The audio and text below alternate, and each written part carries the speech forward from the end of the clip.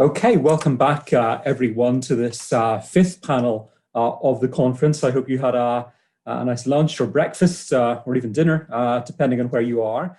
We're looking forward to thinking together about the rhetoric of disease this afternoon. And we have speakers with us from various parts of the USA and from Thailand. And we're going to be looking at the situation in France. We're going to be looking at the Philippines and in Thailand itself. So lots of points of comparison for us to talk about later. And as always, do feel free to put questions in the chat, comments in the chat as we go along, and we'll take the questions at the very end of the session. And we're going to try and stick to time on this panel in particular, since at the end of this panel, there's a very short 15-minute break only before the final panel and then our concluding roundtable. So without further ado, it's my great pleasure to welcome Loïc Bourdeau and V. Hunter Capps. Loïc is from the University of Louisiana at Lafayette, and Hunter is from SUNY Buffalo, New York. And I'm going to hand you, two of them are presenting today. I'm going to hand over to you guys, your PowerPoint, and you're going to talk to us about this idea of discursive inoculation and the lessons that we can draw from the HIV/AIDS pandemic. All right. Well, thank you very much, Stephen, and thank you, Piotr, as well. Thank you both for the organization. So yeah, we'll be bringing together the French context with the HIV/AIDS context as well. So on March 16th, 2020, French President Emmanuel Macron gave his first speech in response to the SARS-CoV-2 outbreak. And a number of media reports thereafter started comparing HIV to SARS-CoV-2. And we saw that in morning news. The invited speakers, public officials, and medical officials were providing daily updates, urging French people to follow the gestes barrières or sanitary guidelines, in particular mask wearing. So while this measure was not at first thought to be effective, and in fact, France also experienced a shortage of mask supplies, it soon became the leading topic in the media. And I think given the absence of knowledge around the virus, comparisons with previous disease outbreaks became a way to reassure the population, as well as a means to reinforce specific measures. So of interest to our research is the recurring turn to the AIDS crisis, and in particular, the comparison between masks and condoms. In our talk, we'll explore the impact of the discourse at a time when French culture was actually witnessing a resurgence of HIV/AIDS-related productions in an attempt to address and compensate for France's cultural amnesia vis-a-vis the trauma of the 80s and 90s. And we also investigate how rhetorical choices rely on reductive language, a language that erases the trauma of the past. So while we do not oppose a discussion that brings together the two pandemics, we're trying to say that how we do so matters. But let us start and go back to the pre-pandemic France context to get a sense of the political and cultural climate. So on your right is President Emmanuel Macron, who was elected in 2017 on the promise of change, but also against the far-right candidate. And his neoliberal agenda, which favored the wealthy, taxed the poor, and cut funding from essential services, such as healthcare, was soon met with strikes, including on the left, the Yellow Vest movement, which lasted from November 2018 to March 2019. In the meantime, we witnessed a French society that was leaning further and further right. Marine Le Pen is always shown ahead of the polls in most elections. So interestingly, what was going on with the Gilets jaunes, which is that they wanted to be heard, the same was happening in culture. The question of voice has been central to cultural production from the past 2 decades in the French context. And indeed, we've seen a growing number of productions that try to give a voice to the marginalized and the underrepresented, because their stories have been absent from mainstream culture. And while these productions are either in dialogue with the current social turmoil, there are others that are more committed to shedding light on past events, from colonization to the Algerian War, or in our case, the HIV/AIDS crisis.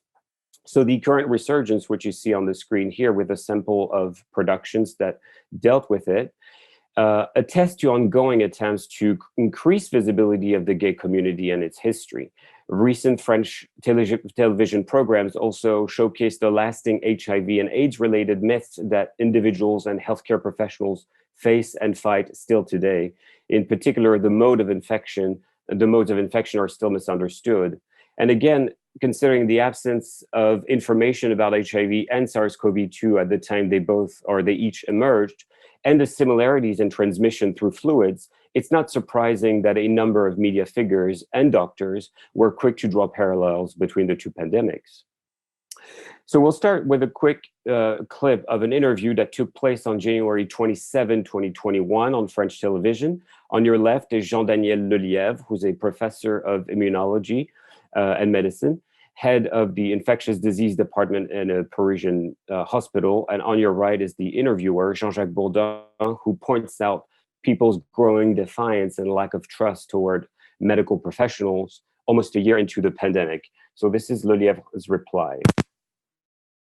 Vous savez, moi, je viens d'un monde médical qui est celui du monde du VIH. Et on voit très bien ce qui s'est passé dans ce monde un petit peu particulier. C'est-à-dire qu'au début, on a eu surtout les médecins, les scientifiques, les politiques qui sont exprimés. Puis petit à petit, c'est les malades qui ont pris en charge leur maladie. Alors évidemment, il y a eu des grands progrès scientifiques qui ont été indispensables pour faire évoluer, mais on a évolué dans la prise en charge de cette maladie avec les associations de patients. Et ça, on va en avoir besoin parce que pour l'instant, ce qu'on entend dans les médias, ce sont des politiques, ce sont des scientifiques et des médecins comme moi. Et c'est une vision du puzzle qui est beaucoup plus complexe que ça. Il faut qu'on entende la société civile. Alors, les Français. Okay. Lelièvre makes clear in his response is that the management of epidemics and pandemics tend to follow similar patterns, and as such, lessons can be learned from previous and still ongoing events. Here, he draws specific parallels with HIV because he's been studying the virus since the early 2000s and accurately points out the role of associations and the importance they played in better understanding the virus. Yet, Lelièvre proves a rare sight in the French media landscape where many interviewees, doctors for the most part, turned to the past and offered quick comparisons between masks and condoms. And we can see a simple headlines here. So it goes from Antoine Flahault, a professor of medicine, masks are to coronavirus what condoms are to AIDS, or masks the new condoms, masks are like condoms, using them improperly is a risk. And another French politician with the same sentence, masks are to coronavirus what condoms are to AIDS. So what is clear in these examples is that condoms are not just seen as tools to prevent STIs. They are first and foremost a symbol of the AIDS crisis and of homosexual sex. So perhaps unsurprisingly then, other concerning incidents were reported. For instance, on March 27, 2020, only a few days after Macron's speech, the French magazine Têtu, and it was picked up by an English magazine on your left, told the story of a gay couple who had received a threatening note asking them to leave their home because, quote, we know that you homosexuals are the first to be infected by COVID-19. There was another piece of news that linked SARS-CoV-2 to HIV, saying that it had been created from an HIV strand. And in particular, we see that the question of geographical origin or community origin and the search for patient zero represent central talking points, crystallize political scrutiny, they garner media attention, and they often lead to scapegoating and discrimination.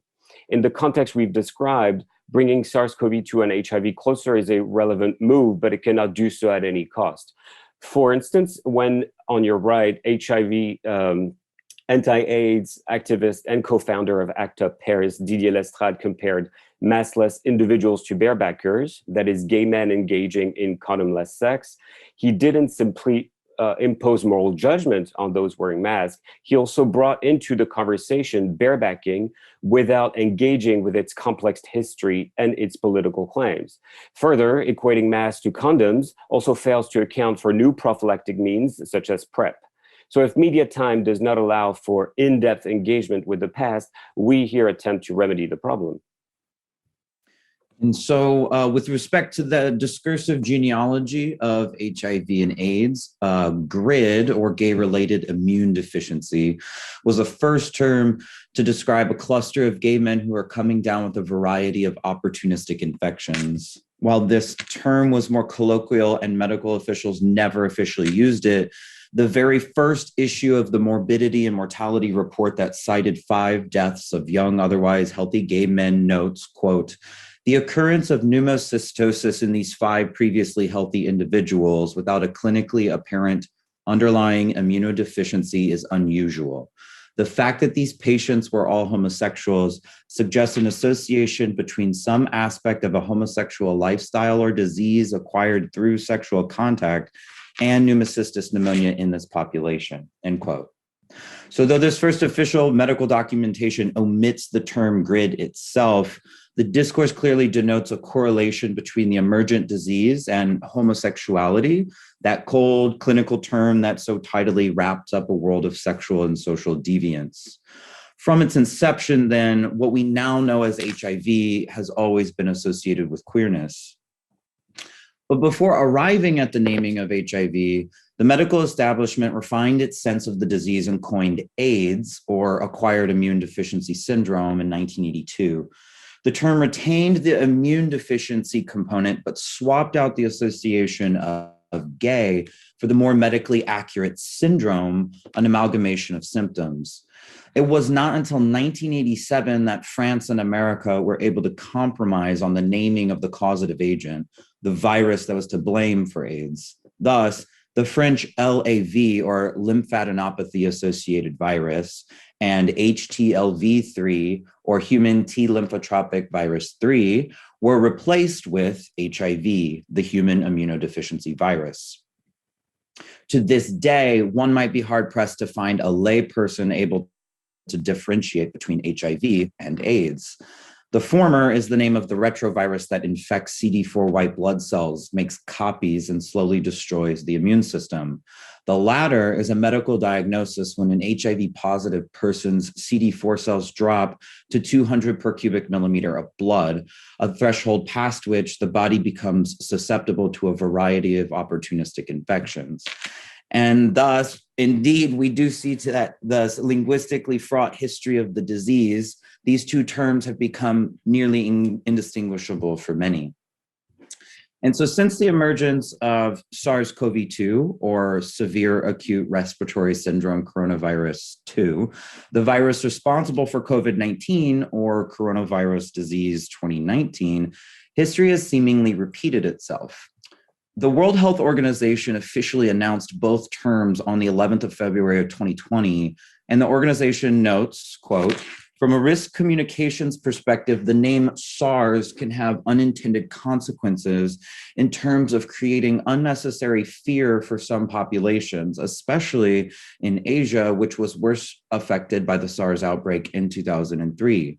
For that reason and others, WHO has begun referring to the virus as the virus responsible for COVID-19, or the COVID-19 virus, when communicating with the public," end quote. So while this rhetoric about naming the virus appears well-intentioned, it is ultimately contradictory and pointless, since racist and improper iterations concerning the disease have proliferated from the start in a variety of examples, just a few of which are the UK variant, the Chinese virus, etc. In other words, the WHO asks for a rhetorical exception that does not linguistically produce the effects it seeks. So concerning HIV, activists labored tirelessly to make sure that those infected with the virus were treated with dignity and spoken about in a manner that did not perpetuate the stigma and shame that was came along with it. For example, activists denounced AIDS patient, or patient sidéen, and AIDS victim, or victime du sida, as belittling, degrading, and insisted that the more neutral PWA, or person with AIDS, or personne vivant avec le sida, be the moniker of choice. Even AIDS virus was rejected, as Jan Zita Grover notes, because it, quote, "is a term more projective than descriptive. It imposes a mortal sentence on anyone infected with HIV, a projection of hostility and fear that bespeaks another's death in order to quell one's own anxieties," end quote. Despite this intellectual labor, in the French context, the improper usage of le sida for both HIV and AIDS has rendered the two terms indiscernible. Similarly, as we see today, le Covid has come to stand in for both the virus and the disease. Another element of the HIV epidemic that scholars have addressed is the military metaphor. Most notably, Susan Sontag acknowledged that specifically in the hands of political and medical officials, the military metaphor discursively reinforced understandings of AIDS and those affected by it as perpetrators of destruction who compromise the integrity of society and the body politic. So one example of this military metaphor at play is, in fact, Macron's speech that I mentioned on March 16th, 2020. So we've been doing basically literary analysis of the speech, which lasted 20 minutes. And as you can see, it's relying on like an aphorism, which like, nous sommes en guerre, we are at war. The term war is used 14 times in the whole speech. And then what Hunter was talking about in terms of responsibility, here we have se rassembler dans les parcs, to gather in parks, or we have seen crowded markets. And he continues, by adopting these behaviors, you are transgressing the rules and you are not protecting yourself and you're not protecting others. So there's this question of responsibility at play here. And then he goes on to say, nous serons plus forts moralement, we'll be stronger morally, nous aurons appris, we will have learned. And here we can see this dolorist ideology, which is, well, we learn disease are positive because we can learn something from them. And he goes on again with individual responsibility, which is part of neoliberal discourse that we'll address again. And so more broadly, we've also witnessed the pitfalls of this metaphor today. Medical workers have been referred to as soldiers on the front lines of battle, and then President Trump seemed to believe that his referring to the virus as the invisible enemy was as novel as the coronavirus itself. Back in 1990s France, mainstream media resorted to a similar rhetoric that referred to homosexuals as potentially dangerous and invisible. Furthermore, what this metaphor allows officials to do once more is slip easily into a discursive territory wherein, instead of acknowledging mass structural failures, nurses' and doctors' deaths are cast as heroic and selfless acts for the nation, and individual behavior is blamed for the spread of the virus. It may seem relatively futile at first glance to spend so much time and effort analyzing that people use the proper terminology when speaking about disease when so many are dying. But if we have learned anything from the AIDS crisis, it is that language does indeed matter. By participating in what we call discursive inoculation, we see how it is that politicians, political pundits, and social cultural figures pick and choose different metaphors, terms, and phrases to paint a picture of disease that fits their ends, while hoping to keep the disease at bay or exposing the speaker just enough to inoculate them from its harm. As such, in moving forward with situating discourse around SARS-CoV-2, we should use language that holds those responsible for the epidemic accountable, as much as we ensure not moralizing and blaming those most affected by the disease. So a prime example of this idea of discursive inoculation that we are developing can be found on the popular gay dating apps like Grindr, where individuals have the option to fill out information concerning both their HIV status and when they were last tested for the virus. It is first crucial to address that during HIV's primary incubation period, the body can take up to 3 months to produce antibodies, which means that one very well could turn up a negative test while HIV is actually replicating in one's system. With respect then to indicating one's serostatus on the apps, such measures of disclosure would appear at first glance to facilitate an openness between those who engage with each other on the platforms. And indeed, if any positive of such a structure is to be retained, it is that HIV positive people can sidestep some punitive disclosure laws by putting their information out in the open if they so choose. However, the disclosure of one's purported seronegativity and most recent HIV screening also seems to signal that such disclosures aid in the prevention process, as if the utterance itself performatively alleviates the threat of the virus. In our current pandemic context, travel regulations rely on similarly feeble assurances. such as a negative PCR test within 72 hours of travel. Yet such protocols do not protect against possible future infections in the interim. In both instances of the app and travel regulations, neither fully account for the temporal sensitivity of testing and the assurance of one's status. So while it is indeed worthwhile to promote discourse about sexual health amongst partners, as well as preventative measures, an unfortunate truth continues to surface. No amount of discourse can inoculate one from the actual risk of exposure to HIV or SARS-CoV-2. Thus, it is not to mount the argument that one should not follow prophylactic protocol, but rather it is to argue that the moralizing of those who do not always follow said protocol is neither going to protect anyone from infection nor abate the epidemic. In fact, what this ineffective inoculation of social shaming does is further the stigma around these diseases. And returning quickly to the military metaphor, we see that it props up a nationalist discourse that excuses governmental failures. And so too does the rhetoric of neoliberalism play its part in displacing responsibility away from the culpable government officials and onto the shoulders of individuals.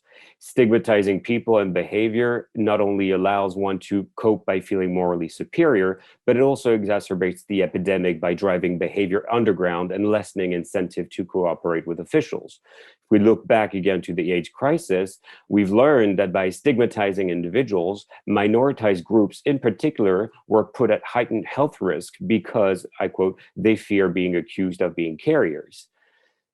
And so in conclusion, I think it's best to say that while everyone does indeed have a part to play in living vulnerably alongside others, we might do well to reconsider that moralizing should not be part of the agenda, seeing as that it does nothing to reduce our risk of exposure. Thank you. Thank you. Brilliant. Thank you both so much. That was absolutely fascinating on the way in which language can marginalize, exclude people, can scapegoat people during these epidemics and pandemics. There's so much there for us to come back to. Really, really fascinating stuff. I'm going to pass on straight away to our second speaker, Wanrag Suwanwatana from Thammasat University in Thailand, who is going to be speaking to us this afternoon on between global and national or nationalism, COVID-19 in Thai public health discourse. Thank you, Stephen. So good afternoon, everyone, and good evening from Thailand, basically. So I'm going to try to share my screen. So is it good? I hope so. Yeah, that's perfect. Perfect. So I'm very happy to be talking in this conference and also to bring Thailand into our conversation. So on the 13th of January 2020, Thailand was reported as the first country outside China to have been hit with COVID-19. So you can see the dry dashboard that we have been seeing around here, and you can locate Thailand within the world map. So however, while the virus was causing high death tolls across the world throughout 2020, Thailand was one of the few countries where the virus remained relatively contained. There were no new domestic infections by as early as the end of April 2020, and no new deaths since June 2020. However, in December 2020, a second wave of COVID-19 infection started.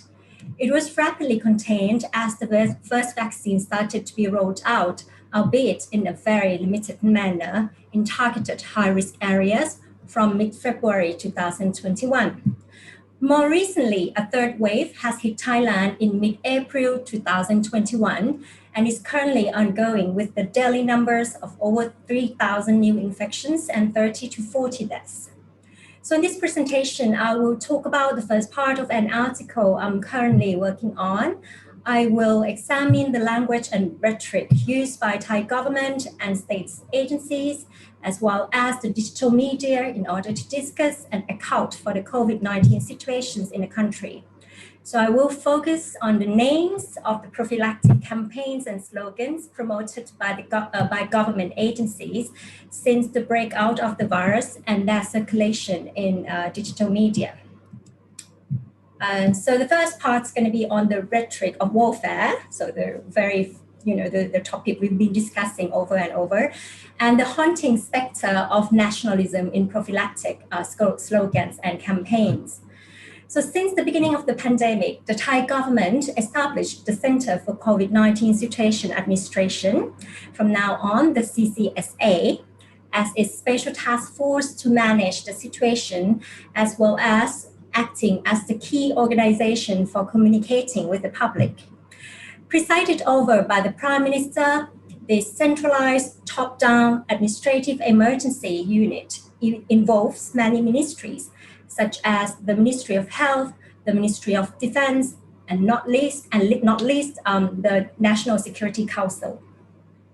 Parallel to this communication strategy, using the emergency decree, the Prime Minister declared the state of emergency for Thailand 10 days after the establishment of the CCSA.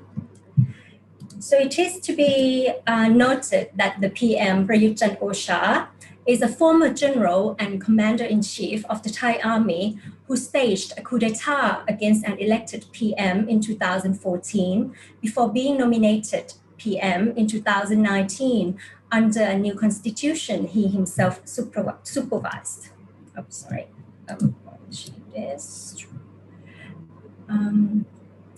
The state of emergency has been consecutively extended 12 times up until today. So what ensued, especially from a national level, are a series of quasi-military measures, such as a total closing down of Thailand's borders with a compulsory 14-day quarantine 14-day quarantine in state authorized hotels for Thai citizens returning to the country. So such prophylactic measures, along with others set in place, both nationwide and at the local level, point to a close collaboration between the medical bodies and the armed forces. In other words, what undergirds the Thai state's emergency policy in curbing the spread of COVID-19 is a collusion of two modes of thought and action. On one hand, the national security approach issued from the wars against the communists during the Cold War and informed by the long socio-political involvement of the army in Thai modern history. On the other hand, the emerging prophylactic approach globally built and shared during the pandemic among the medical and healthcare bodies. So this results in an idea of national defense that naturalizes even more the army's infiltration into civil society, while allowing the increasing militarization of the government's action plans in time of health crisis. So in the Thai context, the updated concept of national security is very much alive and has consecutively been the pivot of the state's policy and actions in modern Thailand. It revolves around the nationalist trinity that have been successfully promoted from the early 20th century as the core value of modern Thai nation, namely nation, religion, which mainly means Buddhism, and king, which I will come back in a bit. So on the slide, you can see a kind of reception Thai people would get at the airport. So you can see the representative of the army and also the medics at the airport. So now let's move on to the analysis of prophylactic slogans. So in the PM's speech addressing the Thai public to announce the state of emergency in March 2020, he advocates for trust in Thai public health system. He also warns the public against fake news while warranting for official news broadcasting by the CCSA. In order to imprint a new set of prophylactic behaviors into the public imagination, he reinforces his advice by recourse to a slogan, อยู่บ้านหยุดเชื้อเพื่อชาติ meaning stay home, stop germs for the nation. So here on the slide, you can see the slogan being used in the cover photo of the CCSA Facebook page with a rough sketch representing quarantine in one's own house.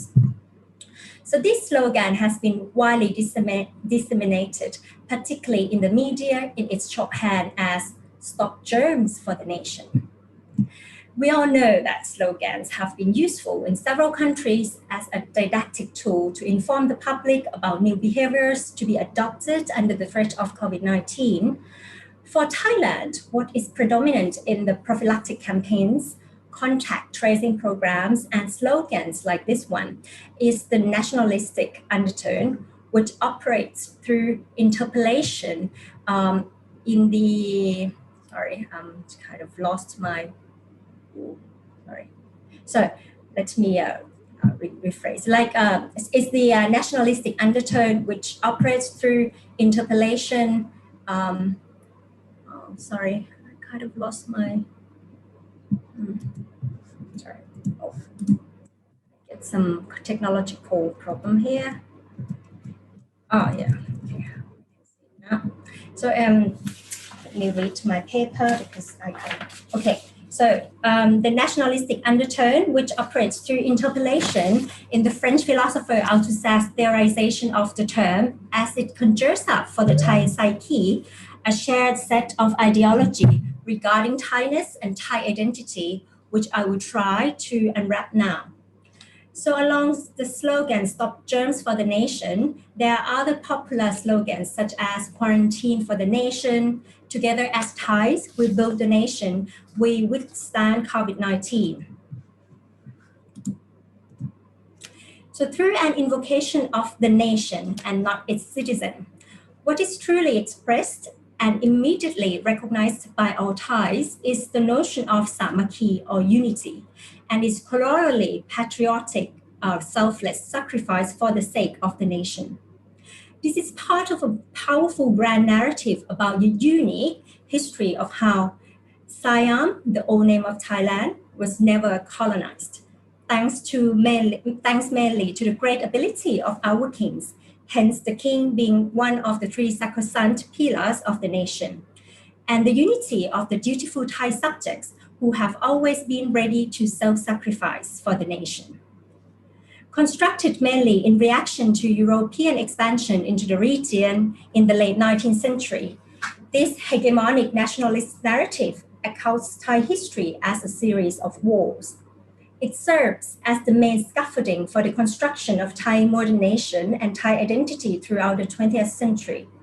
It has come to dominate every domain of contemporary Thai cultural, political, as well as emotional life, so much so that today it is still extremely powerful and functions as a trans-temporal spectre ready to be revived whenever the image of a nation in danger is triggered. Parallel to slogans dissemination, contact tracing mobile applications offer an illuminating case about how nationalist discourse is recast by the authorities through digital technologies in the guise of innocuous prophylactic campaign. There exist two government-sponsored mobile applications in Thailand whose function is based on different approaches. Mo Chana, so Dr. Wins, and Thai Chana, Thailand Wins. The first application, Dr. Wins, is a trace and track application using geolocalization via Bluetooth. In parallel, the second application launched just a month later in May 2020, Thailand Wins asks the user to check in through QR code placed by public owner at the entrance gate and check out when leaving the premise. Thailand Wins in particular is presented as the brainchild of the centralizing CCSA, its name the creation of the Prime Minister himself. The CCSA's spokesperson remarked with admiration in the press conference that one feels, quote, combative only by hearing the name of the application. So if we put aside debates about privacy, invasions, and other criticisms, the titles of the two apps reveal through the rhetoric of warfare, the triumph of the nation, and the medical bodies. In an online press article, the journalist remarks that the term of triumph is vital in the time of pandemic as it, quote, excites the citizen spirit and boosts morale, end quote. If the lexicon of warfare here seems to align with the rhetoric of warfare, similarly called upon in many other countries, the expressions in Thai, however, have a particularly localized and nostalgic resonance, as they refer to the hackneyed but hitherto powerful lexicon employed in several episodes of the nationalist historiography. These episodes recount the martial spirit and the bravery of otherwise peaceful Thai people who were forced to fight for the country against invaders. Equally interesting when compared with Thailand's neighbors in Asia, the use of the rhetoric of warfare for the name of nationwide contact tracing app stands out as idiosyncratic. In Singapore, the app is called Trace Together. In Malaysia, there is My Trace app. In Hong Kong, Stay Safe app. In the Philippines, among other Stay Safe app, for instance.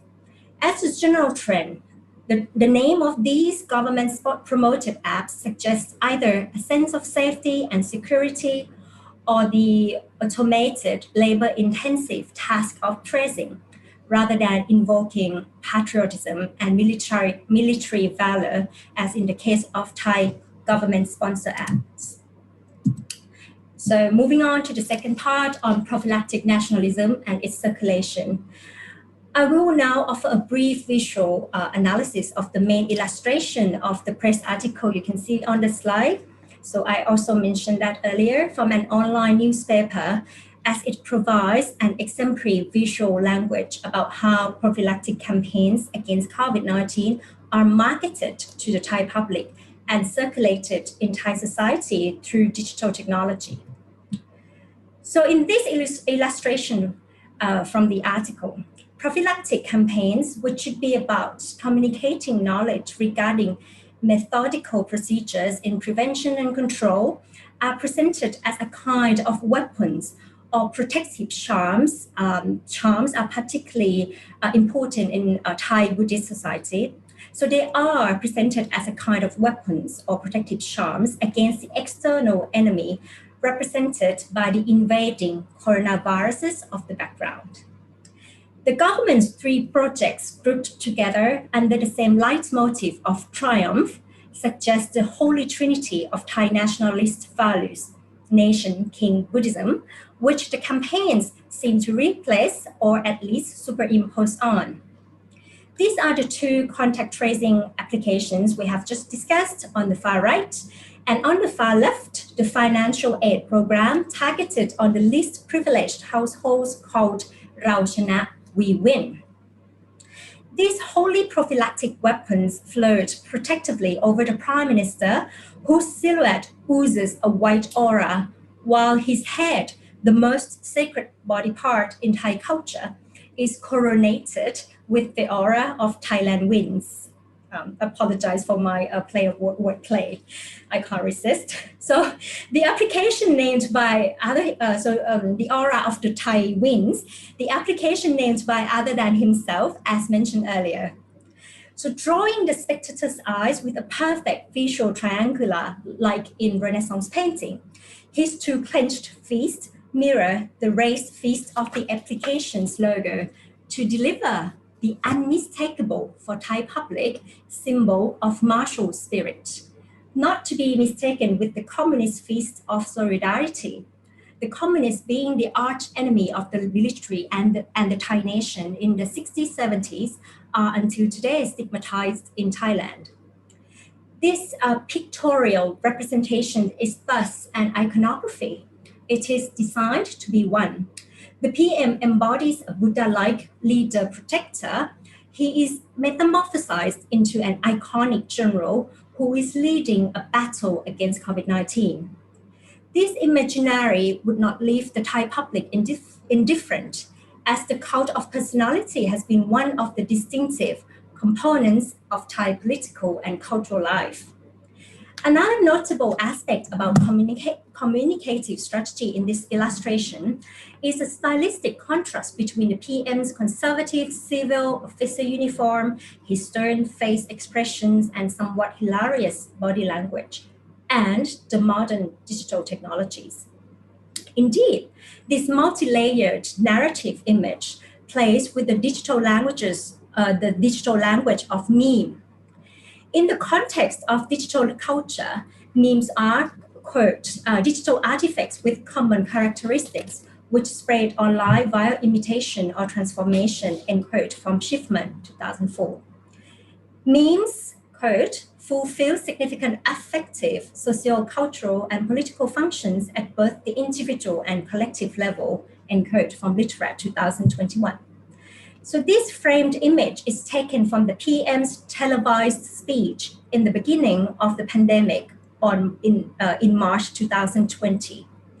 He struck the end of the speech with a strong note, quote, Thailand must win, making this symbolic gesture of two clenched fists. After that, this image of the PM went viral, and his catchword was one of the top hashtags in social media the next day.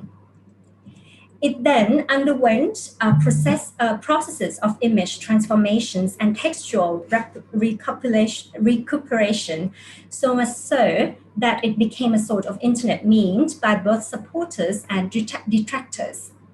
In popular culture, the axiomatic sentence was recuperated by a group of singers for the name of their collaborative pop song in support of medical workers, with sentimentalist relics directly inspired by nationalist discourse and the rhetoric of warfare. You can see a screen capture here on the left. And in the official discourse, his final sentence was also picked up by the CCSA's Facebook, who glozed over it as, if we fight together, Thailand will win, as you can see here as well. The online article I have analyzed was published a year after this televised speech. Despite and precisely because of its meme-like visual vocabulary, this image is not so much a caricature as a tongue-in-cheek representation of the PM, often used by the press to represent the otherwise military stature and tough manner statement. Like in many mainstream media, the text accompanying the image examined here reads no signs of criticism vis-a-vis the government's triumph-themed campaigns. Rather, it offers a congratulatory explication of this trope, endorsing and reproducing the government's discursive strategy. Unlike many studies of memes in the time of pandemic, which have suggested that memes are means of social connection and humor-based expression of shared collective identities, which helps the meaning-making of an exceptional circumstance. The meme under examination here offers a different perspective. It is not an alternative democratic digital language. Rather, in a quasi-authoritarian regime, it becomes a government-generated visual political rhetoric. I quote from Huntington, 2016. Instead of extending imagination through virtual space, it paradoxically limits the meaning-making operation within a located nationalist discourse. So what we seek to show in this textual and visual analysis is the ways in which government-sponsored prophylactic campaigns against COVID-19 are appropriated, circulated, and reproduced by part of the mainstream digital media across time and without much criticism. In this process, the rhetoric of warfare and the specter of nationalism, which underpin these slogans, go unnoticed or even embraced.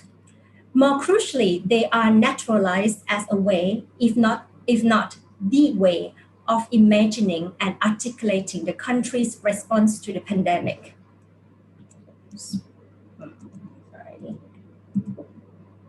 So in other words, through a network of discursive collaboration between government agencies and digital media, the hegemonic ideology of Thainess, instrumentalized by the government, localizes the experience of the transnational virus by narrowing the perspective of an otherwise globally shared tribulations to fit within an inward-looking and deeply nationalist narrative.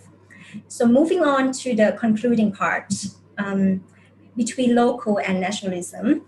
Through the case of prophylactic nationalism in Thai public health discourse, what emerges is a lack of global awareness of the military-led government, their inability to think beyond the national borders, and their imaginative limits, which fail to locate Thailand within and in relation to a globalized world.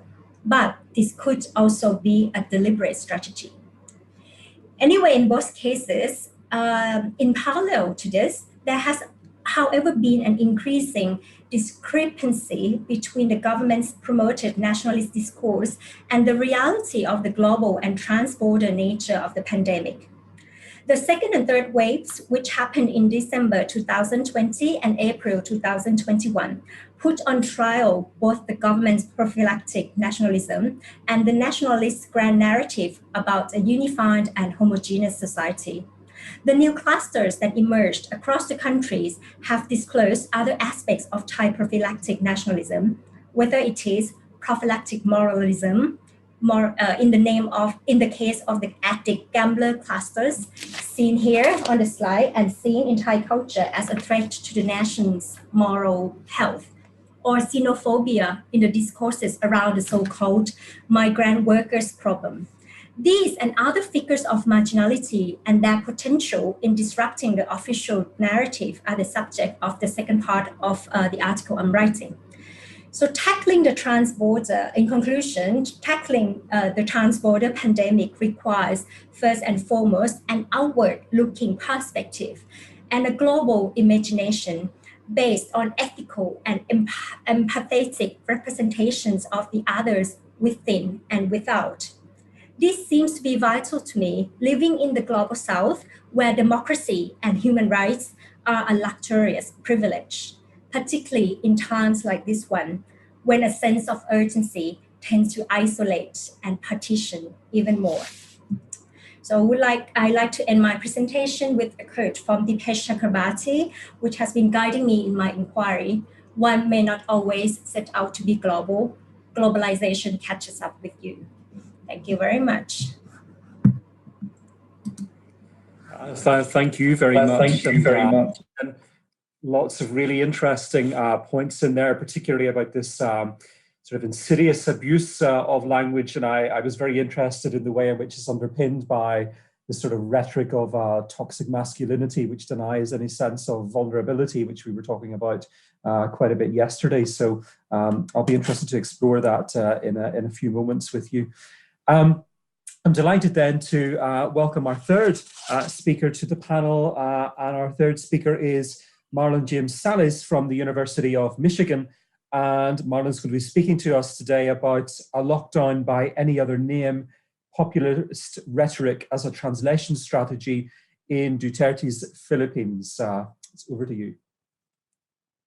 Thank you. Thank you, Stephen. Good morning, everyone from Ann Arbor, Michigan. I would like to echo what other participants have said and express my sincerest thanks to the folks at Queen's University Belfast, particularly Piotr and Stephen, for organizing this conference. The conversations we've been having since yesterday are important for imagining a common post-pandemic future, even though many indicators suggest that it will not happen at the same time and at the same pace for everyone. Deep-seated structures of social inequality have greatly impinged on the policy responses in the global South, and even among specific communities within nations that have managed the pandemic more successfully. Many presentations in these 2 days have sought to establish a universalizing framework for examining the role of language and communication in COVID-19. But it is equally imperative that we recognize the situatedness of our work in specific contexts of speaking and meaning making.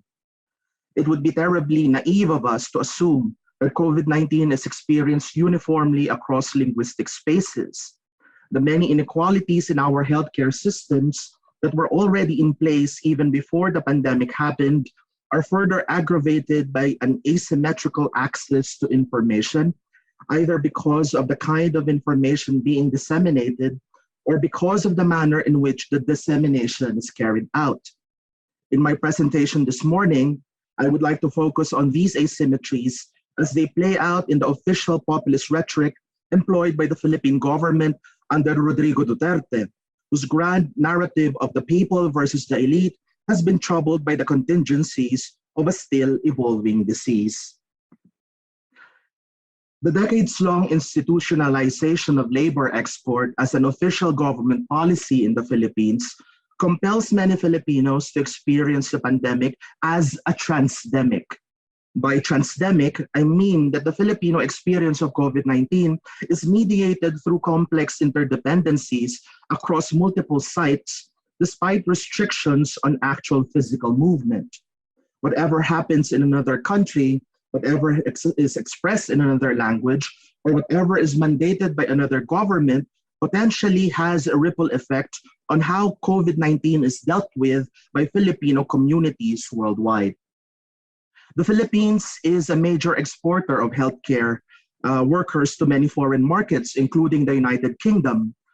When the first dose of the first approved vaccine was administered in the UK in December 2020, the news in the Philippines was that the nurse who inoculated the British patient was Filipino.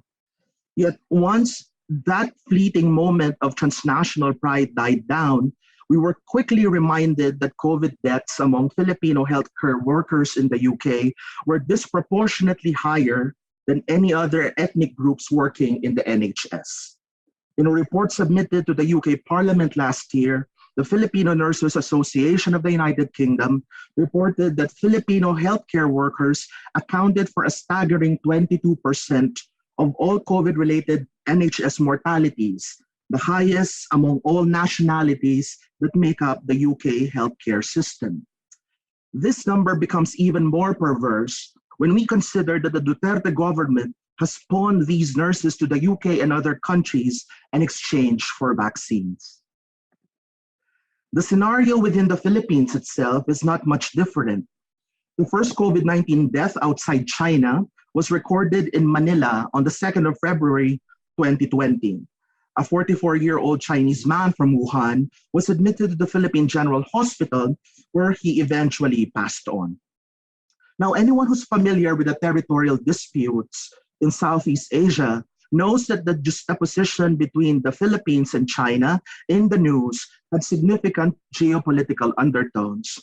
Studies in medical populism have often compared Duterte to other world leaders like Donald Trump of the US or Jair Bolsonaro of Brazil. However, unlike Trump and Bolsonaro, who both racialized COVID-19 by referring to it as the Chinese virus, Duterte has steered away from this rhetoric, choosing instead to emphasize that Beijing would be Manila's main partner in controlling the pandemic. Furthermore, the Duterte government continues to implement a number of health measures that populist leaders in other countries have rejected. For instance, while the freedom of not wearing a mask was one of the flashpoints in Trump's presidential campaign and the demonstrations in support of Bolsonaro, Duterte has never rescinded his order to wear a face mask to this day, and even requires wearing it with a face shield, despite the lack of any convincing scientific evidence that would prove the effectiveness of wearing the two together.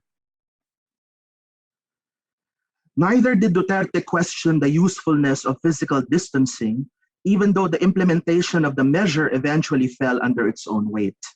Several months after Metro Manila and other nearby urban areas were placed in preventive quarantine, news about what it felt like living in one of the world's longest and strictest lockdowns circulated on local and international media, alongside photos of military men and police officers blocking off major thoroughfares from vehicular and pedestrian traffic. In a megacity such as Metro Manila, with a population size of about 14 million, any order to stop human movement would be next to impossible. Digital infrastructures in the Philippines are generally unreliable, so remote work is impractical for many sectors. Additionally, a good portion of the Philippines' urban population is dependent on daily wages or itinerant livelihoods, which means that requiring people to stay at home without offering them any alternative sources of income is tantamount to forcing them to choose hunger over health. Yet, when news about individuals defying his stay-in-place order came to light, Mr. Duterte openly ordered the police and the military on national television to, quote, shoot them dead. This happened just a few weeks after Duterte's allies in Congress secured emergency powers for the president and then hastily passed an anti-terror law, which critics and rights groups saw as a way for his government to suppress opposition with a legal imprimatur. Observers outside the Philippines may be shocked to hear such a brazen pronouncement from a head of state, but many Filipinos have grown used to this brand of presidential soundbite, taking it as a mere hyperbole and not as a real executive decision. Additionally, Mr. Duterte has this habit of delivering his addresses very late at night. And his spokesperson would have the opportunity to specify to the media how to correctly interpret his message just in time for the newscast the following morning. What I have been belaboring to emphasize through these examples is that although we can ferret out common discursive devices in the rhetoric used by governments in different parts of the world, such as the minimization of the pandemic, the dissemination of incomplete, unconfirmed, or misrepresented scientific data, and frequent self-exoneration and patient blaming, context-specific themes give us a richer and more nuanced idea of how populist rhetoric shapes policy responses to the virus. To give you another example, despite the severity of the lockdown measures being implemented in the Philippines, it would be difficult to find the word lockdown in the official communication. Instead, the Duterte government has devised a slew of labels such as enhanced community quarantine, modified enhanced community quarantine, and general community quarantine, or more popularly referred to using their abbreviations ECQ, MECQ, and GCQ to indicate the restrictions that will be enforced in a particular locale. Eventually, when the infection rates started evolving differently in different places, the Duterte government added intermediate indicators such as MGCQ, or Modified General Community Quarantine, Hard GCQ, and Soft MECQ, among others. Some might argue that the intention of creating this coding system was to facilitate the implementation of lockdown measures, yet the tedium of having to decipher what the codes mean and translate them into concrete actions on the ground every time an alert is raised or modified defeats the purpose of the coding system. To put it bluntly, figuring out the alert level for a particular area is like looking for information about the weather. However, unlike weather information, which can be disseminated through dedicated apps or accessed using the usual channels, information about community quarantines in the Philippines is very dispersed and somewhat unwieldy. Are we under community quarantine today? Is it a GCQ, an ECQ, or an MECQ? Is it a hard one or a soft one? Instead of simplifying the information in order to coordinate local efforts more efficiently, what these codes actually do is to sugarcoat the gravity of the health crisis, thus complicating the conduct of the health response. The codes produce a concealing effect that prevents people from fully understanding the pandemic, especially since the quarantine measures they stand for are rendered in English, which, though official, is just one of the 170 or so languages spoken in the Philippines. This is not the first time in the Duterte government that policy measures became entangled with the convoluted language politics of the Philippines. Protracted discussions about which languages should be used in government communication have certainly preceded Duterte's presidency. Yet Mr. Duterte has relied on language politics to such an extent that he is able to weaponize the fundamental contributions of multilingualism to diversity to reanimate racialized animosity between different ethno-linguistic groups. This was the reason why Duterte has earned a reputation for untranslatability. He did not come from a Tagalog-speaking region around the capital, Metro Manila, but instead comes from the South, where the Visayan language is predominantly spoken. Hence, every time Duterte makes a gaffe, such as when he admitted on national television that he was the one who ordered the failed assassination attempt of a local government official in 2018, he could get away with it by simply saying that Tagalog was not his first language and that he was trying to say something else. Yet whenever it is politically convenient, Duterte can turn away from an assumed regional identity to explain why COVID-19 surged outside Manila by mid-2020. For example, instead of admitting that there were grave shortcomings in the emergency health plans in the central region of the Visayas, Duterte emphasized the sudden upsurge of COVID-19 was caused by the people's non-compliance with government directives on mass gatherings, mask wearing, and social distancing. Never mind if presidential spokesperson Harry Roque himself organized a political rally in the same places as an apparently premature attempt to be included in the senatorial lineup of the ruling party for the national elections in 2022. Although it was widely publicized on national media, the Duterte government refused to acknowledge that the political rally violated any quarantine rules.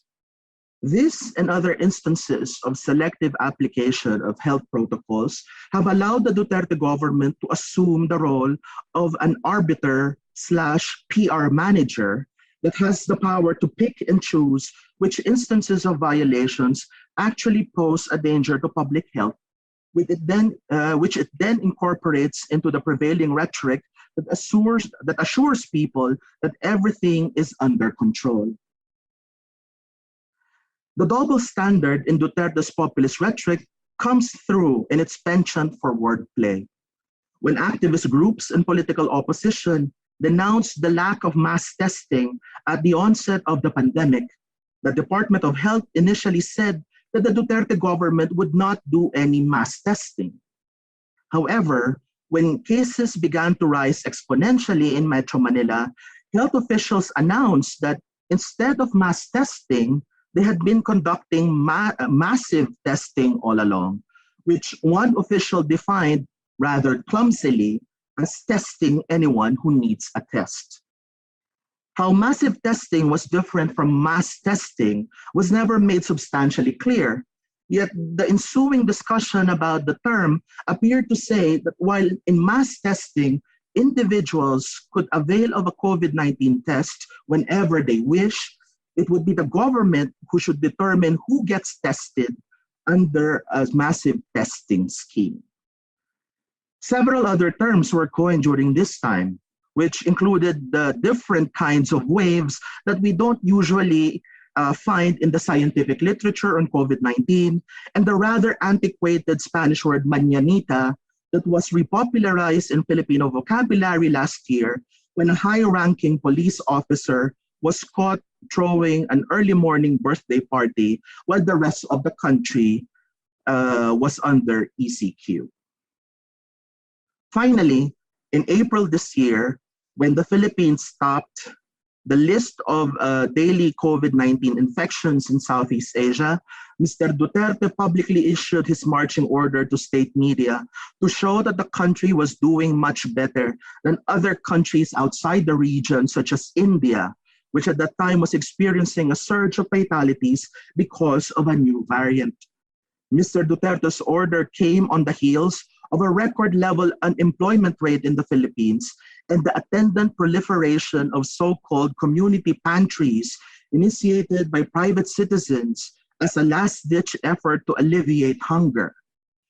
As with previous instances, the official rhetoric of Mr. Duterte's government prioritizes spin over information through a fallacy of relative privation that relies on evasive comparatisms and a crude relativization of suffering. The Filipino experience with COVID-19 invites us to complicate how we conceptualize prophylactic language by paying close attention to cases where truth-telling as an idealized principle for community translation and health communication is overshadowed by less noble and even duplicitous intentions. While it is tempting to think that Given the urgency of the situation, language usage would simply default to the Grecian maxims of quantity, quality, relevance, and manner. The politicization of COVID-19 meant that the information that governments needed to convey to their people could be saddled with and even obfuscated by the demands of political survival. Therefore, one of the challenges language scholars may have to face in a post-pandemic and a post-transdemic future is a careful examination of the factors that led to the facile recalibration of factuality as an entirely elitist obsession and a commitment to creating robust mechanisms, whatever these may be, that will make the discourse around health and well-being more accessible to a wider public and perhaps more impervious to the whims of populist governments. Thank you. Thank you, Marlon, and brilliantly timed. So we have about 25 minutes or so for some discussion, questions, reaction to what you've heard, and do feel free, please, to put any comments into the chat or simply to raise your hand if you prefer to not to type questions into the chat. If it's easier simply to speak them out, that's no problem at all.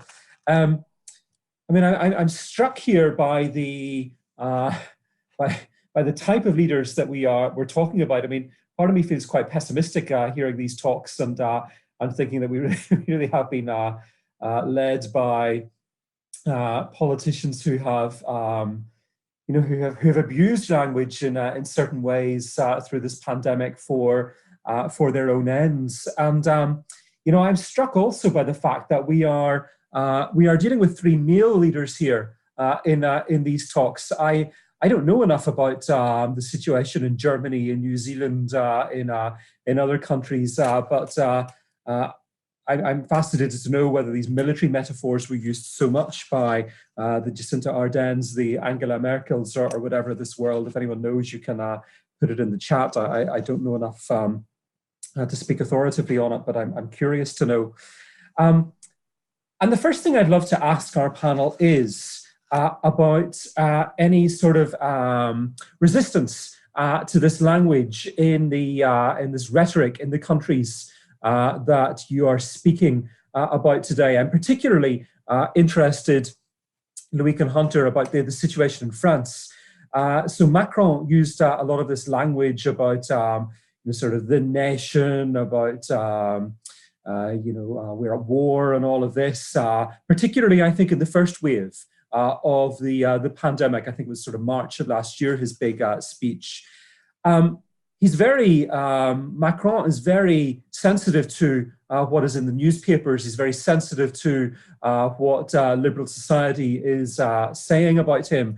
I wonder, therefore, to all of you, but particularly in the case of France, where it may be more pertinent, if Macron began to modify his language and ditch some of this rhetoric as we went into sort of like the second, even third wave, depending on how, I don't know where we got up to in these waves in Europe. Did you notice any shifts there? We'll start with France and then we'll move on to Thailand, Philippines in a moment. I'll say thank you, Stephen. I see that we'll need to pull out the official transcripts of the speeches, but what I've noticed overall is that it's been mostly an exercise in managing disasters, because once the speech was done, it was the whole problem with the masks. So then there was a whole rhetoric about you don't need the mask, and then moving to, oh, you actually need them, but we're out of them because we just burned 1 billion of them that were expired. And so it's been moving forward with all these crises. Same with vaccination. We don't have enough. Now it's getting better. So he's getting more popular in the media because he's giving back freedom to some extent. So we call them quack in French, lots of miscommunication between himself and the government. And the fact that too, he was working very closely with a scientific committee that had no vote, it was not elected by anyone. He just picked a few people and they were kind of making decisions. So that also created a shift between, the scientist and political discourse. So it's been very tumultuous overall. But we will, yeah, for the article, we will look into the actual speeches that he gave. It's still this, yeah, you were talking about toxic masculinity, still trying to present that image of the leader who is in charge. So even though there are lots of issues on the radio with the government and what people are saying, he was trying to stay above with the same discourse of we will get through it, be responsible, and it'll get better, yeah.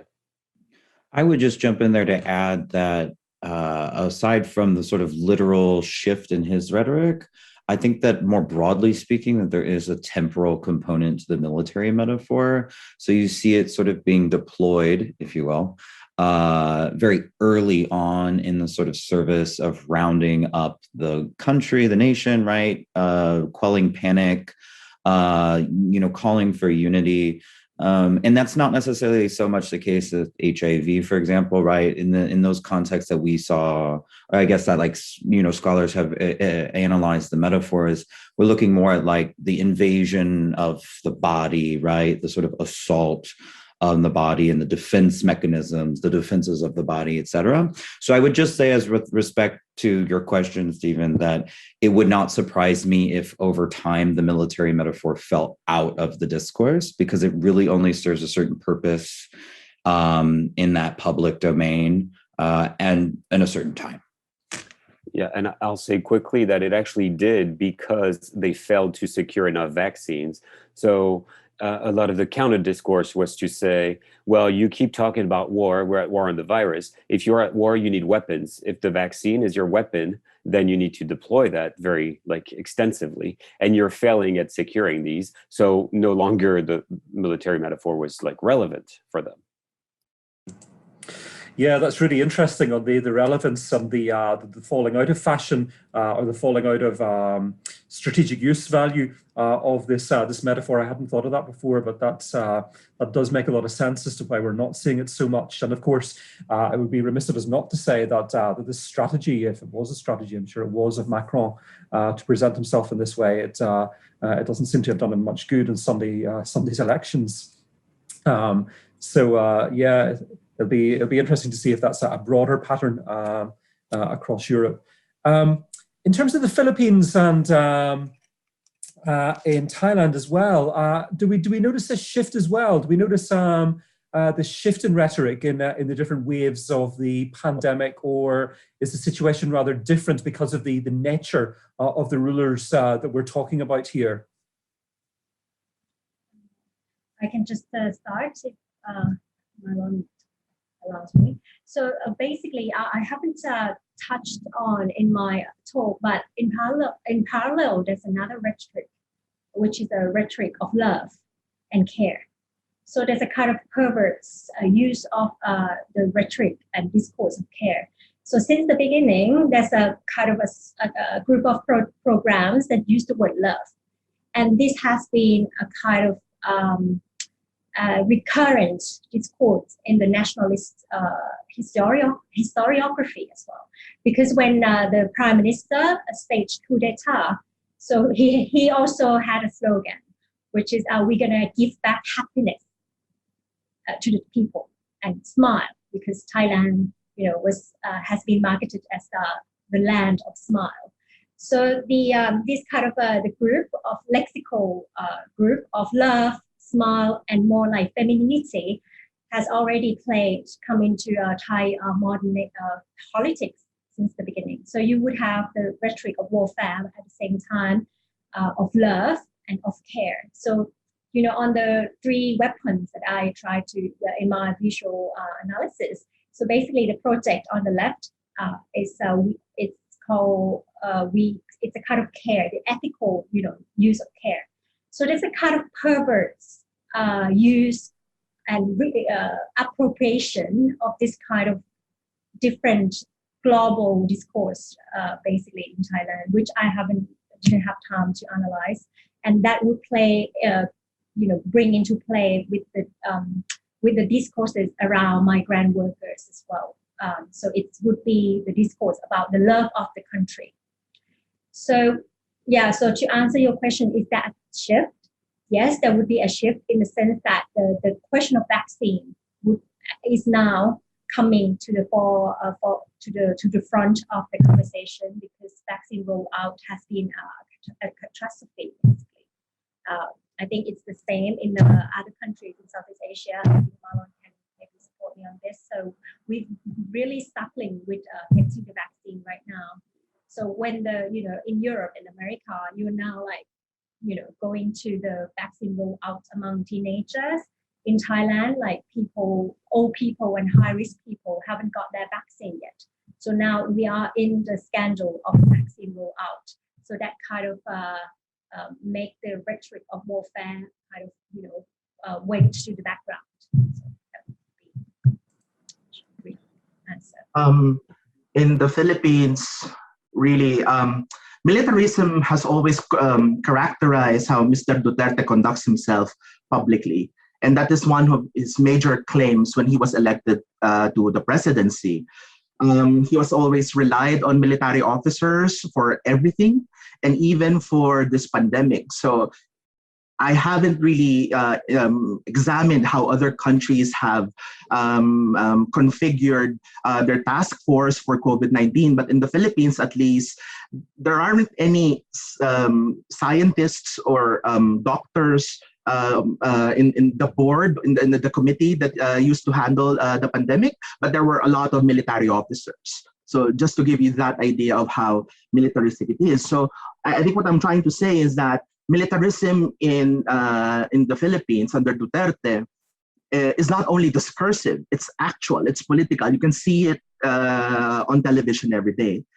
With regard to the shift, I think what is shifting is not the way it is, like the tone is not shifting. It's always Mr. Duterte doing his late night public addresses to talk about policy, but it's the content that evolves, that shifts every time, and there's really no indication as to how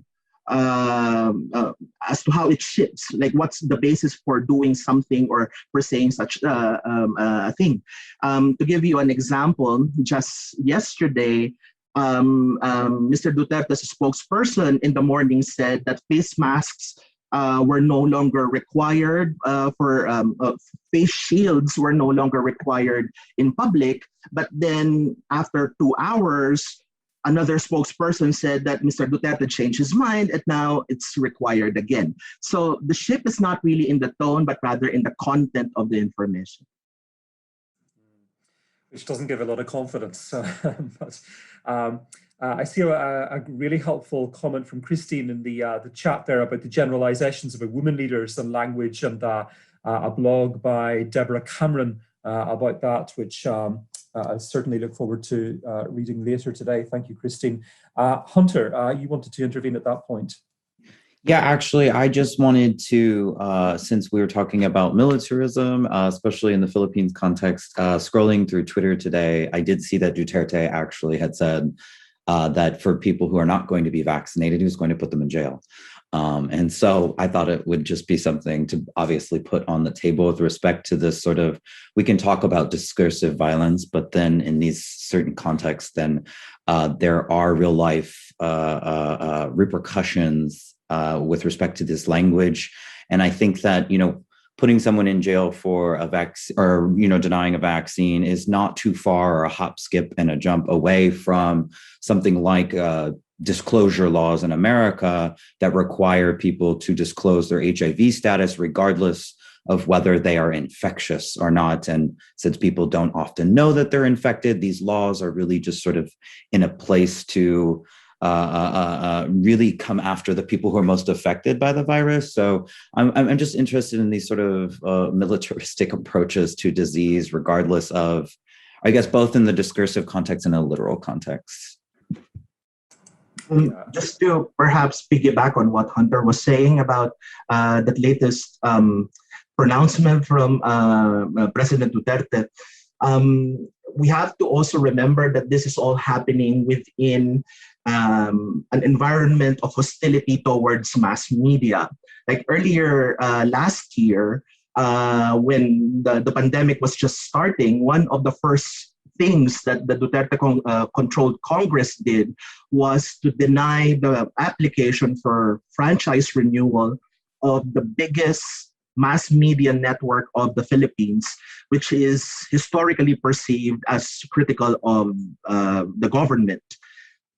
We don't have that right now. We don't have a critical voice that could counter the narratives that are coming from the Duterte government, which is one of the main perils, I would say, in this pandemic, because we only have the government as the ultimate source of information, unless we have other sources that we could access online or through other means. Can I just jump in? Absolutely, yeah, go, yeah.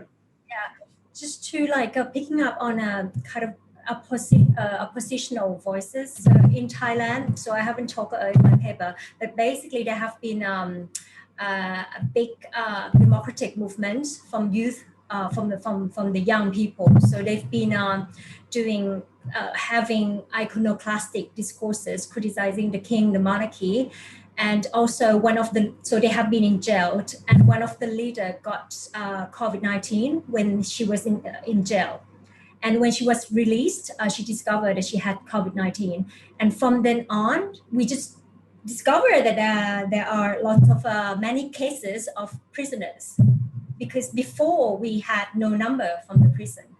So that is one of the instances I am writing about as well. A kind of, there's a parallel between what's happening in kind of prophylactic campaigns and also real political movements in the street in Thailand. And also when I was talking about, that kind of outward looking, that kind of south to south, I was thinking also about what's happening in Burma, because the majority of migrant workers in Thailand are Burmese.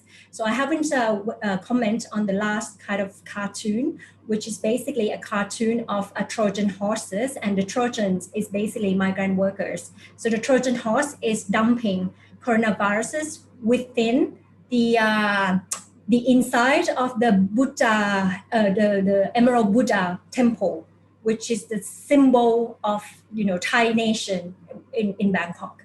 So this kind of so there's a kind of what's happening in Myanmar. So Thai government, which is very close to the Burmese government, refused to say anything about it. And what we got is basically a kind of internal control, or trying to control from inside of Thailand, of migrant workers who cross borders every day. So this is a kind of like collaboration that I was alluding to when I was talking about South to South collaboration, basically. So there are these instances happening in Thailand and right now that kind of go against the nationalist discourse, but the nationalist discourse still very much powerful in Thai culture. So you can see that the a kind of racist cartoon just went unnoticed in Thai culture.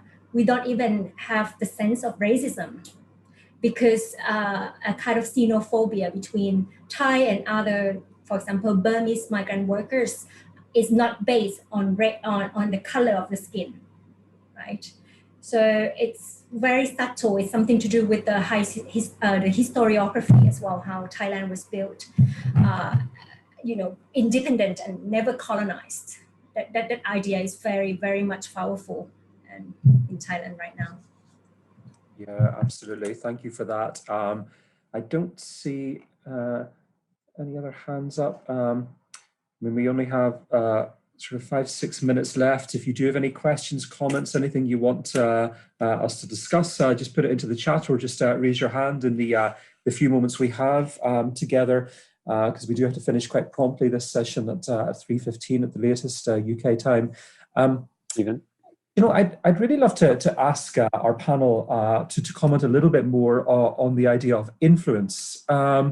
So at the beginning, Loic and Hunter, you had this really important point about the echoes between the language that's being used for this novel coronavirus, and the HIV virus.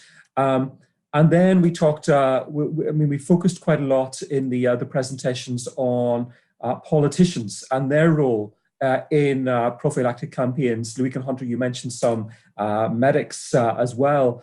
And so what I'd be really interested to know is something about the cross currents of language in these scenarios.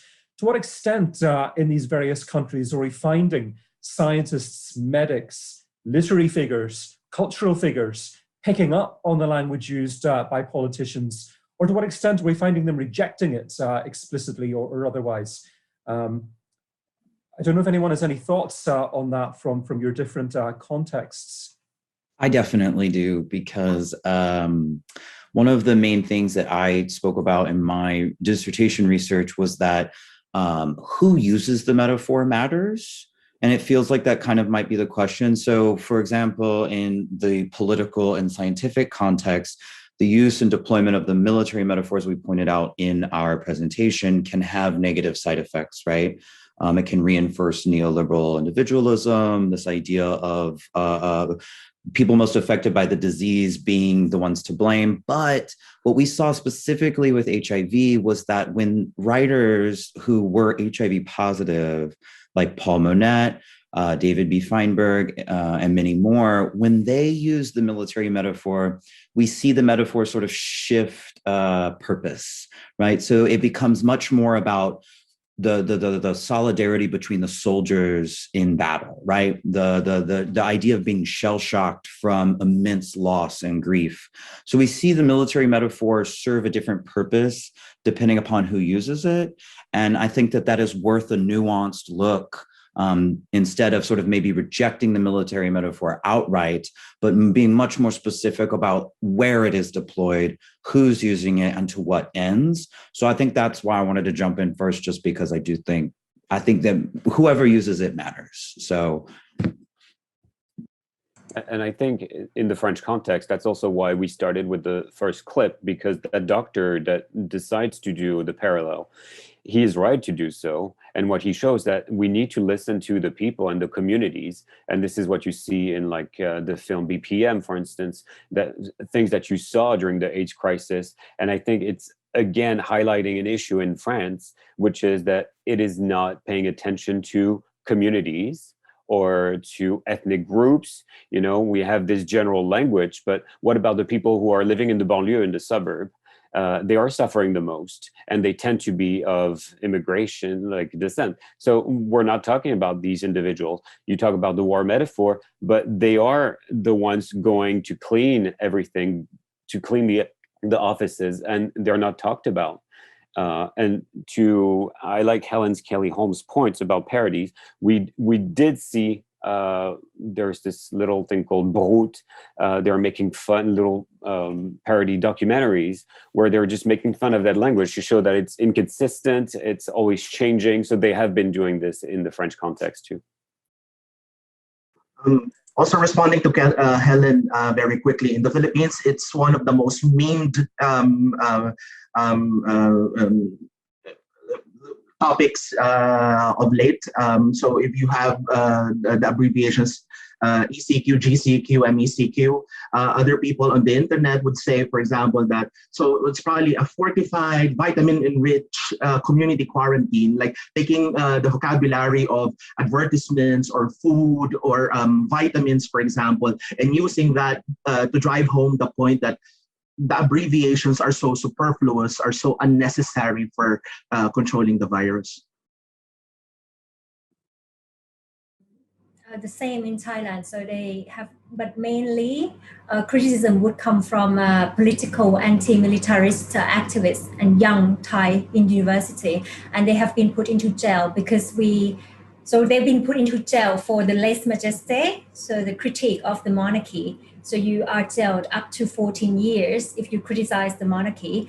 And then we have a very tight Computer Act law, which use all the kind of first world language but instead of to protect individual rights, it's being used to protect the government, basically. So we have that, but we also have parodies and memes as well. So I haven't talked about that, the law has been also used against all these people that criticize the government at the same time. So you have that kind of vein, like resistance, but also you see the stronger use of law against them as well. Brilliant, thank you. And there's another comment in the chat about how metaphors change their meanings depending on the situation in which they're used. Military metaphors can be fruitful in some circumstances. Absolutely. Depends on who's using it and where it's used, the intention behind it. Well, I want to draw this, another question in there. May I ask if Thailand and the Philippine War metaphors were used very quickly? We've got about a minute or so. Monarchy, if you want to answer that. Yes, in the Philippines, yes. Yes, the same in Thailand, the subject of my talk, basically. Absolutely. But in different ways to in France, which is the really interesting thing here. I want to thank our three speakers. I want us collectively to thank our three speakers on this panel, which has summarized and brought together so many of the threads that we've been speaking about over the last day and a half together. And there's a lot more that I'm looking forward to exploring with you as we work towards publication of these talks in the book in the months ahead. But a massive thank you to you all for engaging with the questions and the conversation, for preparing such interesting talks. And we're going to take a 15-minute break or so now. It is quite a short break in order that we get the program squeezed in today. And we're going to come back at 3:30 for panel number 6 on linguistic prophylaxis, which my colleague Suzanne Harding is chairing. And for the speakers in that panel, if you want to come back maybe in about 5 minutes, 5-6 minutes or so to test your technology just before the panel begins, we'll give you an opportunity to do that. So thank you very much, everyone, and see you back here very shortly. So welcome, everybody, to our final session of papers before we have our concluding roundtable. We have 3 papers on the program, but unfortunately, Ruqayya from Iraq is having a little bit of trouble connecting with us. So she's going to keep doing that, and hopefully she'll be able to join us. Oh, sorry, there's an email in the background. So hopefully she'll be able to join us. But otherwise, we'll just have the 2 papers in this last session, Linguistic Prophylaxis. So first up is Emily, who's speaking to us from California. Is that correct? So welcome, and over to you. Thank you. Thank you so much, Sue-Ann. And let me then share my screen one more time. Just take a second. I believe this is working. I'm hoping you can all see me. It's great. Wonderful. And the first thing I wanted to do is thank Stephen and Piotr for this amazing conference, and a very very personal thank you to them for scheduling me in the early morning and not in the middle of the night. This is very much appreciated. All right, let's get started. In the early weeks of the COVID-19 pandemic, as anxieties were high and the future looked not just uncertain, but also particularly bleak, the Académie Française, the official council dedicated to governing the proper uses of French language, published a much anticipated, and I'm actually joking here, opinion. The word COVID in French was feminine. The correct use was la COVID and not le COVID, as it had been most commonly used in France since the beginning of the pandemic. Using la, the feminine, made perfect sense. COVID stands for coronavirus disease, and disease being a feminine word in French, COVID had to naturally be feminine. Yet usage had not waited on the Académie's decision, and by the time it had ruled, le COVID, the masculine form, was most overwhelmingly used in metropolitan France, and the recommendation to use the feminine never actually caught on. In this cartoon, you can see 2 French scientists arguing about the proper usage of the word. The joke being, of course, that their disagreement is not about public health measures or treatment options. And at the time in France, medical experts were very much in the spotlight to debate the value of hydroxychloroquine, which was then promised to be a miracle cure by the now mostly discredited Professor Raoult. But in a context where scientific debates were raging, language too was a site of controversies. In addition to showing the gap between stiff academicians and the real-life discourse and the failure of a top-down approach in this matter, this anecdote also shows that in time of crisis, language, as it adapts to, say, a new reality, is also in and of itself a dynamic object of study. As such, and uniquely so during the pandemic, we have had the ability to observe with heightened precision, not just the public crisis itself, but also how languages have behaved in this crisis. In other words, we have been able to observe and monitor how we all started to speak COVID. Now, why does the way we speak about COVID-19 matters? Why does language, the use of language, the changes in language matter in times of crisis, and especially during a pandemic? So we are only as strong as the weakest link, or in the words of the UN Secretary General in March 2020, we are only as strong as the weakest health system in our interconnected world, or in another form, another quote, when it comes to the coronavirus, nobody is truly safe until everybody is safe. These quotes, who often use the image of the chain and its interconnected links, they have been used countless times since March 2020 to describe our global interconnectedness and interdependence, and consequently, the challenges the world is facing during the current pandemic. If we are each individually, but also locally, a link in a global chain, pandemic control requires the commitment and adhesion of all. Already, the etymology of the word pandemic offers a glimpse into the scale of these collective challenges. A pandemic, commonly defined as the worldwide spread of a disease, is an event where potentially all people, demos, are vulnerable to the contagion. In its relentless spread from cities to region, countries, and eventually continents, SARS-CoV-2 offers a striking example of the modern entanglement of the local and the global dimensions, and confirms that in this pandemic, we are all vulnerable. The pandemic also exposes deeply heterogeneous realities. The most recent surges have exposed the socioeconomic vulnerabilities of essential workers and the increased risk associated with crowded living conditions. In the United States, COVID-19 exposes the fundamental social inequities that put many minority groups at a heightened risk to contract COVID-19 and develop a serious form of the illness. Everywhere, COVID-19 has flourished at the intersection of systemic vulnerabilities. Within this web of vulnerabilities, the question of linguistic vulnerability plays a central role, as everyone's access to clear and actionable public health messages is a condition to both individual protection and collective success at slowing the spread. Interconnected, we need the adhesion of all to control the disease. Yet, in a world where over 6,000 languages are spoken, the task is vertiginous.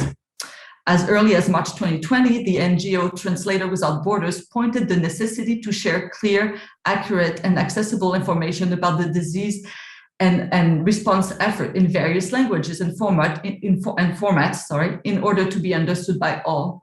And of course, this question of linguistic vulnerability is both global and local. We live in multilingual societies where official languages, societies and nations, where official languages are used as lingua francas, but this practice is problematic since, as stated by Translators Without Borders, and this is a quote, communicating in international lingua francas or national language makes marginalized people more vulnerable. The organization further explained the importance of providing adequate translations in native languages. Quote, poor or inconsistent translations of key concepts can lead to confusion and stigmatization at best, life-threatening decisions at worst, end quote. Consequently, in order to disseminate clear, accurate, culturally relevant information, Translator Without Borders developed a chat robot in the DRC in order to reach people in the languages they're comfortable with. It works in French, in Congolese, Swahili, and in Lingala, and it answers a wide range of COVID-19 questions, ranging from symptoms check to debunking common myth. So this is just one initiative put forward to reach people in their native language in multilingual societies. So delivering information about COVID poses translation problems, but to make matter worse or more complicated, I'd like to point out that confusion erupts also when we all speak the same language. So in April 2020, a New York Times article highlighted the fact that, and I'm going to read this quote, officials use the same phrases about mass testing, caseload, and death to describe very different situations. That makes it hard to give clear answers to vital questions. How bad are things? Where are they headed? People search for insight by comparing their countries to those that are further along in the epidemic. But if the terms are misleading or used in different ways, the comparisons are flawed. Also, the statistic and vocabulary offer a false sense of precision, while in reality, the information we have shows only a fraction of what's going on. In other words, when speaking about the global context, common terms often refer to very different local realities. Let's take lockdown, for instance, and while most of the world has experienced a version of a lockdown in the past year and a half, the reality of a lockdown differ greatly depending on where you are. So it's the same word, right? But in the US, it's been pretty flexible stay-at-home orders. That sounds more like a recommendation or an advice, though while in other parts of the world, you have had very, very strict lockdown, which required you could only get out only 1 hour per day. It was very much implemented by the police checking on people. So one word can reflect very different realities. And so when we are speaking COVID, essentially we're always on our toes, speaking always a foreign language. In this context, English, the universal language of scientific research and communication, has continued to be the international lingua franca. It is estimated that 1.3 billion persons speak English worldwide, though at very different proficiency levels. It is an official language in 35 countries, but in some of these countries, only a minority of people actually speak English as a native language. And overall, it's estimated that only 280 million people speak English as their first language worldwide. In the French context, a country whose identity and history has been closely tied to its national language, questions of language can get political, and the government is often involved in decisions to promote Francophony and a French language, and oftentimes to counter the linguistic hegemony of English. So I would like to start today by examining how the hegemony of English in the context of the pandemic has impacted the French language. And here I'm specifically speaking of metropolitan France. So how does France speak COVID? How has French behaved in the face of the accelerated eruption of both English terms and scientific jargon into everyday discourse at a time when accuracy and clarity are so critical? And ultimately, what role did these linguistic shifts or new words or changes play in terms of the broader stakes in public health communications? So every year, as you probably know, every year the Oxford English Dictionary elects a word of the year for the UK. The idea is that these words each year reflect something meaningful about a given time, and past words have included words such as post-truth or climate emergency. In 2020, however, the OED considered that no one word quite captured the reality of the year, and it rather opted for a selection of words, which it called words from an unprecedented year, as it calls it, thereby establishing 2020 as a historical year. If among these words we can predictably find coronavirus, COVID-19, pandemic, cluster, or lockdown, it is worth noting that the OED also included terms such as impeachments or Black Lives Matter, acknowledging the singularity and importance of 2020, even outside the pandemic event in itself. So the OED acknowledged that and this is a quote, 2020 brought a new immediacy and urgency to the role of the lexicographer. In almost real time, lexicographers were able to monitor and analyze seismic shifts in language data and precipitous frequency rises in new coinage. In a short period of time, specialist epidemiological and medical vocabulary entered everyday discourse, such as the R number and community transmission. Public health initiatives rapidly inserted new or unfamiliar terms, lockdown, social distancing, self-isolation, into not just our language, but our lives, drastically altering our behaviors, public, private, and professional, in ways inconceivable in almost any other circumstances, end quote. Early on, several of these English words related to the pandemic crossed over into French. Words such as cluster, superspreader, tracking, or lockdown were then fairly commonly appearing in the French media. So very much committed to defending the use of French and exclusively French, the Ministry of Culture, the French Ministry of Culture, promptly published a pamphlet asserting that COVID could be discussed in French without the use of English loanwords. And it proposed existing French alternative to these words. There's even a French government agency, la Commission d'enrichissement de la langue française, which predated the crisis, but is now officially tasked with identifying equivalent French words. And it has since published another brochure offering translation for even more loanwords that have appeared in the French vocabulary or in the vocabulary. So limiting the use of English is a common subject of debate in France, and it's after all a country that has established a quota of French songs to be played on the radio in order to protect its language from the English influence. But public health communication cannot afford approximation, and in this particular case, the historical rivalry with English is doubled with a very legitimate worry that using Anglicisms to talk about COVID could lead to misunderstanding and miscommunication, leading to harmful consequences in terms of public health. The influx of English is, so in addition, the influx of English words is doubled with the overwhelmingly arrival of scientific jargon. And this jargon sometimes comes from the English itself, but it's also French scientific jargon. And in both cases, whether those are English words in their origin or French words, they are neither well-known or fully understood by the general public. This question of what I would call a jargonization of discourse is, of course, also true outside of the French context. So now words such as comorbidity or number, cytokine storm, N95 mask or FFP2, spike protein, messenger RNA, and countless more have become ubiquitous and form a new dialect in which we are spectator to the pandemic, and we have all become armchair epidemiologists to some extent. So we are each of us, I guess, more or less fluent in this new dialect.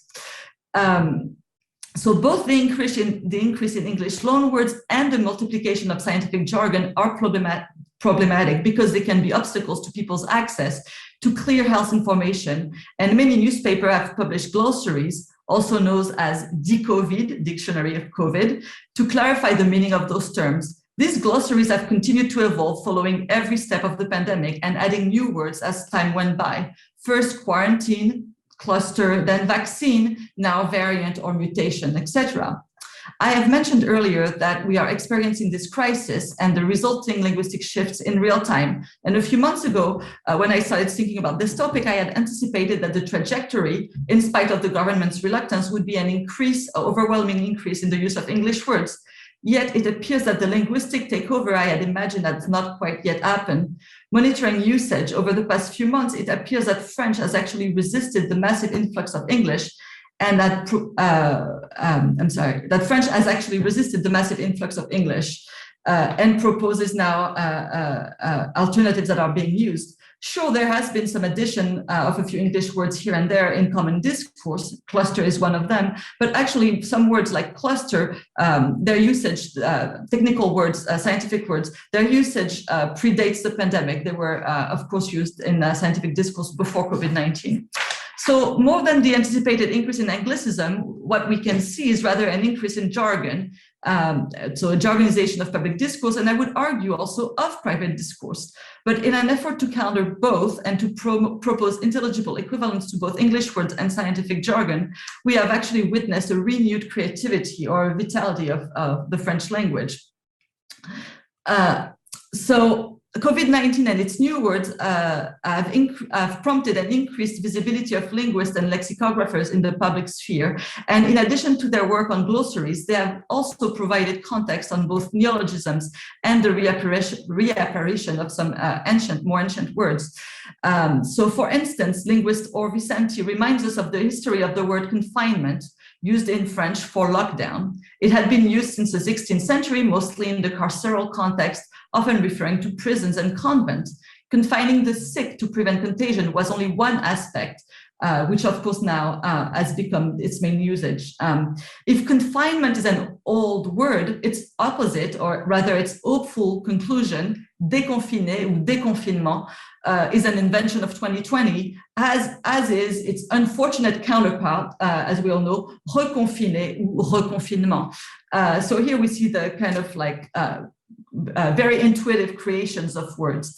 The history of another term, social distancing in English, but distanciation sociale in French, which became distanciation physique, physical distancing, is also gives some insightful context. Here again, distanciation is not a new word, but its choice is meaningful. Distanciation is taken from the world of Brechtian theater to describe the critical distance between the play and its spectators.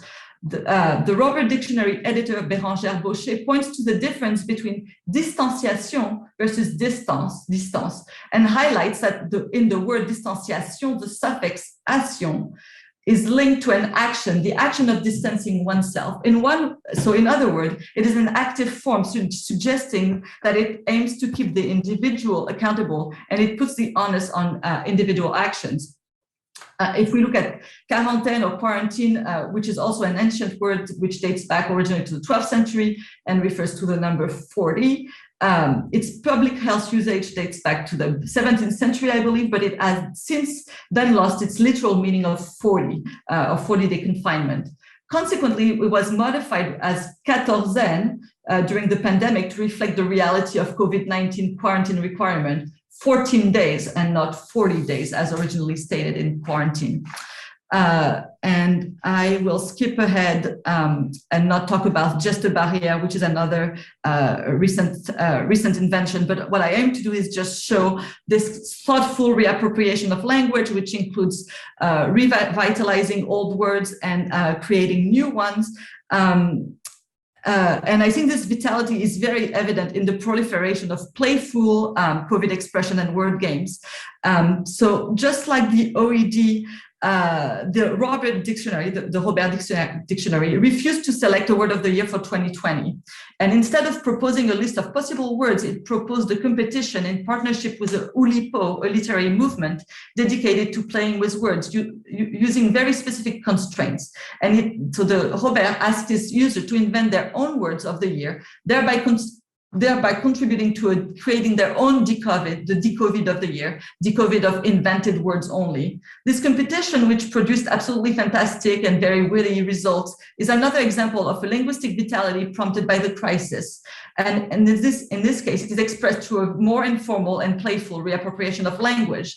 So I have just a couple of terms that I can share, but the word solimasqué, which we can understand in English, so to realize, this is a made-up word, realize you're still wearing your mask when you're alone at your house, or chloroquine and chloroquine, meaning for people that are very enthusiastic about the chloroquine treatment, or we can see chlorostérie with chloroquine and hysterie. So these types of creations. So what do these word games tell us about COVID and language? In the midst of these unprecedented times, the diversion of words to produce jokes and puns establishes the pandemic as a fact of daily life while also playing it down. These words constitute the language of a new shared experience, and as such create a sense of community, even if physically distanced. This longing for community can be found in a series of new expressions centered around social practices, especially the ritual apéritif in French. So you see apéro Skype, Corona apéro, WhatsAppero, are many forms of the same social but distanced experience. And here we see a very informal grassroots practice where language is used creatively to describe, and I would say even make sense of a new reality. These expressions, this kind of punny portmanteau terms are also remarkable because of their virality. They travel fast and far on social media and spread exponentially, thereby mimicking the spread of the virus itself. Through social media, some of these expressions have gone viral, and it's hard to believe, it's hard to not notice that this new language behave in a way very similarly to the disease itself, moving fast, changing, and adapting. So my last question would be, how can public health communication benefit from this creativity and this virality?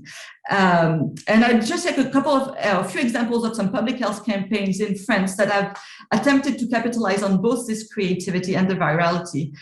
So all the following slides are for very small campaigns implemented at the very local level by small or medium-sized municipalities, capitalizing on or trying to capitalize on this creativity and creating catchy, memorable public health messages that are meant to be widely circulated. So if we just look through it, I know my time is up very, very briefly, but this is a campaign by the city of Caen. And in this case, you can see, even if you're not familiar with the history of the city, that each image represents a message and a public health message. Use a mask, respect the distance, avoid gatherings, etc., etc. But each message is rooted in this very specific history, not of France, but of the city itself. The region of Tours in France is doing something kind of similar, with using actually making puns with the name of the cities around Tours, so kind of like diverting common expression and using these local references. My favorite initiative comes from the city of Clermont-Ferrand, and it kind of hijacks very, very common French sayings, some of them extremely informal, and it kind of goes with like some pretty out there hashtags. One of them, protect grandma, or protect granny, hashtag protect granny, or hashtag don't put granny in the ICU. So trying to be funny, using some dark humor. Other campaigns here using very common, very familiar French sayings. This is the city of Fontaine in Isère. And the city of Lyon is also doing a whole thing using popular sayings. The last two are from the Metro Authority in Paris. You see them diverting also the name of metro stations and including them in public health messages. Same here, the Bonne Nouvelle metro station, meaning literally good news. And the good news is that 2020 is over. Of course, little did we know what 2021 would bring, but so in all these cases, the message is repackaged, and I'm going to end. And it's using the very familiar expression, familiar story, familiar places, using humor, and attempting to catch and retain the attention and promote a clear message. And I guess I'll just stop here. Thank you for your time.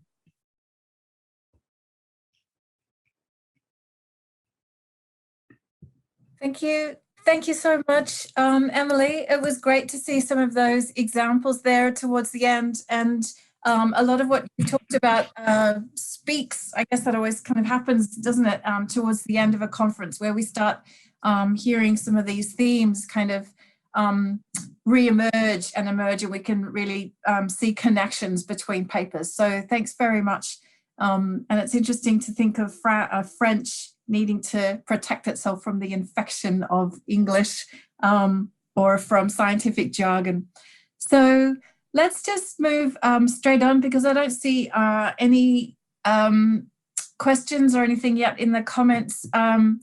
Yeah, Tian commented on herd immunity as another one of those examples of vocabulary that are kind of entering into our languages. So I think we'll just go straight on.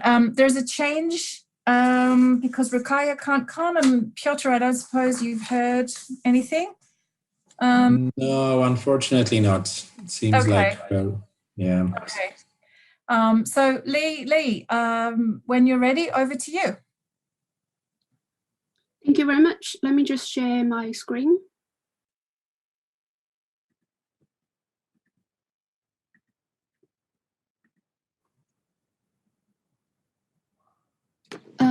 Can you see? We can. Lovely. Okay. Thank you very much for having me. My name is Lily, a second-year PhD student at the University of East Anglia. My topic is the languages of COVID-19 and maternity, a complex and shared responsibility. Unfortunately, my entry into the research site, the hospitals, has been delayed, so I'm unable to share the data I wanted to. So I'm going to share with you what I have so far in this order you can see in the slides, and also the design of the study. And if you have any feedback, I'll be very grateful to receive them. Why maternity? Since the COVID-19 pandemic hit Great Britain, several measures has been taken to just control the spread of virus. We know the lockdown, social distancing, self-isolating. New normals like suspension of non-urgent NHS services. However, maternity services is one of the few remained open throughout pandemic, hence this study. We also seen the deliver care remotely, not just telephone consultation, which is already in place, but also a rapid widespread adoption of video consultations. For example, Attend Anywhere, AA, which is a web-based video conferencing tool, has been offered for free from March 2020 for a year to NHS England. Currently, a lot of NHS are still in use of AA. We also see a rise of remote video interpreting globally, of course. However, pre-COVID in the UK, video interpreting in healthcare settings for spoken languages is rare. The common is really on-site in-person interpreting with telephone interpreting. Seeing that remote video interpreting in conference settings has been experimenting ever since 1970s, especially among big international organizations. We also seen for the last decades a rise of legal settings, especially in European Union and also in the UK as well. In terms of healthcare settings, for the over the last 2 decades now, there's a growing body of studies on healthcare settings, mainly in the States. For the last 15 years, we're also seeing a growing number of comparative studies of face-to-face, telephone, and video interpreting. Again, the common languages will be Spanish, English, and then the size will be smaller, and there's a variety of different variants, making it difficult to compare the conclusive findings. Here, I have to say that I'm aware the terminology regarding remote video interpreting is much more nuanced. For the simplicity reason, in this study, I'm just using video interpreting, referring to in healthcare setting in the UK, in the mode of dialogue interpreting, which is what we have in the UK currently. Focusing on terminologies implantation studies, there's only 2. Again, has been done in the US of video interpreting. If we move to healthcare technologies, implementation studies, there's quite a lot done in the UK, in the US, and some other countries as well. However, there's a gap of just looking at the initial stage, for example, where we are now, a response to the crisis, and then how could we transition smoothly from a temporary solution to a more permanent solution. This is what I'm trying to look at. And this framework is the non-adoption, abandonment, and challenges to spread, scale up, sustainability of healthcare technology. In short, the Nas Framework. The The Nas Framework is really designed to study the unfold of introduction of technology programs, whether in real time or in retrospect, which is what I'm aiming for, and to identify and manage those uncertainties and interdiscipline interdependencies so that it can be moved on to inform more permanent adoption. As you can see, it's really quite comprehensive from macro to macro and then meso. So 3 different levels and then 7 different settings. Because of the time and also my limited data, I'm just going to focus on the first 5 when I talk about my data. So the question I'm really asking is, from bilingual health advocates' perspective, which I will explain, introduce them in a couple of slides, how the introduction of interpreting mediated video consultation at the trust, NHS trusts, since the COVID-19, and by applying the Nas Framework, what can we learn from this process? The case study is based at a NHS trust with multiple sites in East London. The site is chosen is because it's based in ethnic, linguistic, diverse part of London, but also they have an in-house team of 19 bilingual health advocates, including 3 admin staff, covering up to 13 different languages, including British Sign Language. However, my project is only focused on spoken languages. They also have a collaborator of language service providers, the Language Shop, who also based in East London, is a social enterprise and is serving the local community. They've been in collaboration for the last 2 decades or so. And the Language Shop is also the sponsor of my project. The data collection methods mainly so far are semi-structured interview, which I've done in 2 phases. One for the first 7 months, which is before COVID.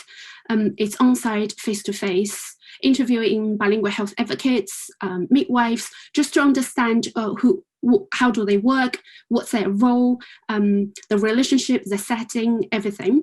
And then since pandemic, I moved to just remote online interviews with collaborators. So the service manager at the language service providers, but also on site as a hospital language service manager. It's all audio recorded and transcribed and processed through thematic analysis. Just to show you very briefly the data, and I want to draw your attention to see bilingual health advocates, their just extensive working experience, and also apart from working, for some of them working as bilingual health advocates, but they also work as a freelancer, maybe interpreter or telephone interpreter, so they're very aware of the 2 different roles. And this is the second phase of the interview. And so far, all the participants I've had are female. Now, coming to bilingual health advocates.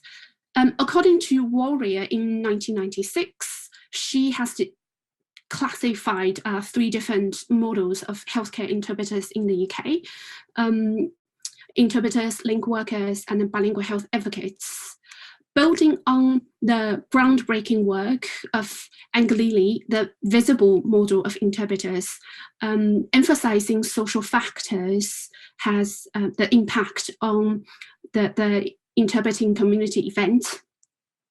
I'm trying to show the differences by indicating, apologies for the color choices. The color is indicating the social factors. This is just what we have for freelancer interpreters. They're different position. I'm trying to show the differences between link workers. So link workers started in 1985 in the UK, really through the Asian Mother and Baby campaign, when attention was drawn that these minority people groups maternity service needs improvement. For example, baby weight is just way low the national kind of standard weight. And also, apart from doing interpreting, link worker is really teamed up with the health providers to educate and pass on the information from the provider to the service user. bilingual health advocates is also started from bilingual community workers in 1980s. The difference is their alignment. They would use their professional knowledge, experience, and based on service user or the clients or a culturally and linguistically diverse person. Based on their preference, they would advise or inform so that service user might be able to make informed decisions. And when appropriate, the bilingual health advocates would challenge, for example, discrimination or incentive or inappropriate care. It's important to notice that they both emphasize a slow withdrawal whenever the service user are able to be independent, so the service is not permanent forever following that person. And also in the 90s, there's a big discussion about whether bilingual health service should be independent or not. Later on, I will show you through data that actually in-house, being under the structure, provide bilingual health advocates that protection, guidance, and provision which freelancer interpreters would not have. Using bilingual health advocates their own words to describe the differences between their role and the interpreter. So basically, they are trusted as a professional, that they can make professional judgment, put service users' interest in heart, maybe to remind them information from previous appointments or remind them something they might forgot to ask, or even take the lead to fill in the form. Because for the first appointment with a midwife, there's a standard form of asking their medical history, previous pregnancy, things like that. So they would even go as far to fill it up. Before COVID, throughout the scoping study, it's clear to see it's a super busy team serving a diverse community. However, the hospital still rely on pager, a bleep that both clinician consultants as well as bilingual health advocates would have. Thinking about just 6 months before that, they are all relying on this kind of communication to 6 months later, everything remote, all the equipment and everything. So it's a big jump and a challenging journey for some. Modality, I've already mentioned, there's no video interpreting at all. Mainly 90% is on-site, face-to-face. So this is something quite challenging for bilingual health advocates to adapt as well. They both were really positive looking into the video interpreting, which is my PhD project originally set up for. They were really positive before COVID, so it'll be interesting to look at how do they feel now. Although they have really good working relationship because the service has been there for more than 20 years, there are confusion or frustration from both sides for lack of awareness of role, boundaries, things like that. The really positive is the collaboration from the language shop, the language service provider, and the in-house team. I'll show you the booking team. So before COVID, it's mainly pre-booked appointment. However, since COVID, that went out of the window. So often it's on-the-spot demand way of requesting and interpreting. So it will come in and then depends on those 12 languages, whether it's covered in-house or need to go to a language shop. And then depending on whether they are available, again, that's another kind of division, then depends on what kind of mode. Although before COVID, it's a majority on site, but then now there's a very rare occasion, they are face-to-face. Then there's telephone or video, so it's being divided this way. Let's look at the timeline of what happened at the trust. Since March, late March, telephone interpreting and working remotely just is the only way. For bilingual health advocates, really felt it's a big change takes a bit of time to adapt, because they said it put a distance between us and the patient. Before that, they were really on site, that proximity, that presence really is what the work is about. So it's a massive shift of since COVID. In July, AA Attend Anywhere system is in place. However, there's a feedback form of AA system only in English, and since then it's been translated into 3 languages.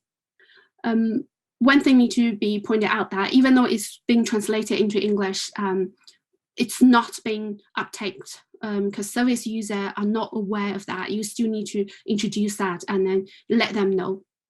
By October 2020, 10 iPads has been sourced, and bilingual health advocates were able to use work smartphones to make calls as well.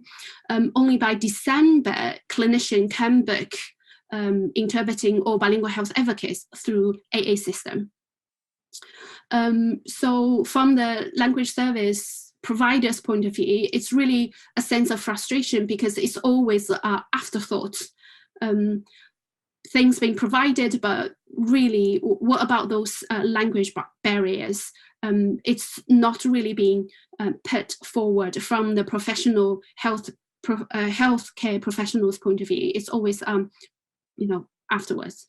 At the moment, by April, action has been made to source laptops for bilingual health advocates. Now we're coming to Nas Framework. Because I've chosen maternity as the condition, so you might think it depends on individual cases. It might be a simple if it's a straightforward, uncomplicated birth, or maternity, midwife-led birth, all the way to complex consultant-led birth. So each case might be different. You would thought technologies such as communication technologies tag along to video interpreting should be easy. It's ready, it's plugging, and people know how to communicate. But looking into it, there's a lot more. For example, which technology are we talking about? How is that provided? Which platform that is? Which equipment that is needed? Are these inclusivity can be an issue as well. Do we need extra, for example, a stand for the iPad or not? The iPad on wheels is what bilingual health advocates called. It's really just a trolley thing, stand with an iPad on it. At the beginning, there's a donation to hospital to really help the patients to communicate with their families. But by October, that demand dropped quite a bit. However, iPads were just sitting at people's desks. So the manager, in-house manager, were able to just ask, would that be possible to use those idle iPads for service users who might need that. So there's a conversation, negotiation, trying to work out, and then they managed to source 10 iPads for them. Because having iPads on wheels, you could just take it to the wards. There's no telephone, there's no PC, there's no AA, make it a lot easier that way. From value proposition point of view, it's really supply and demand.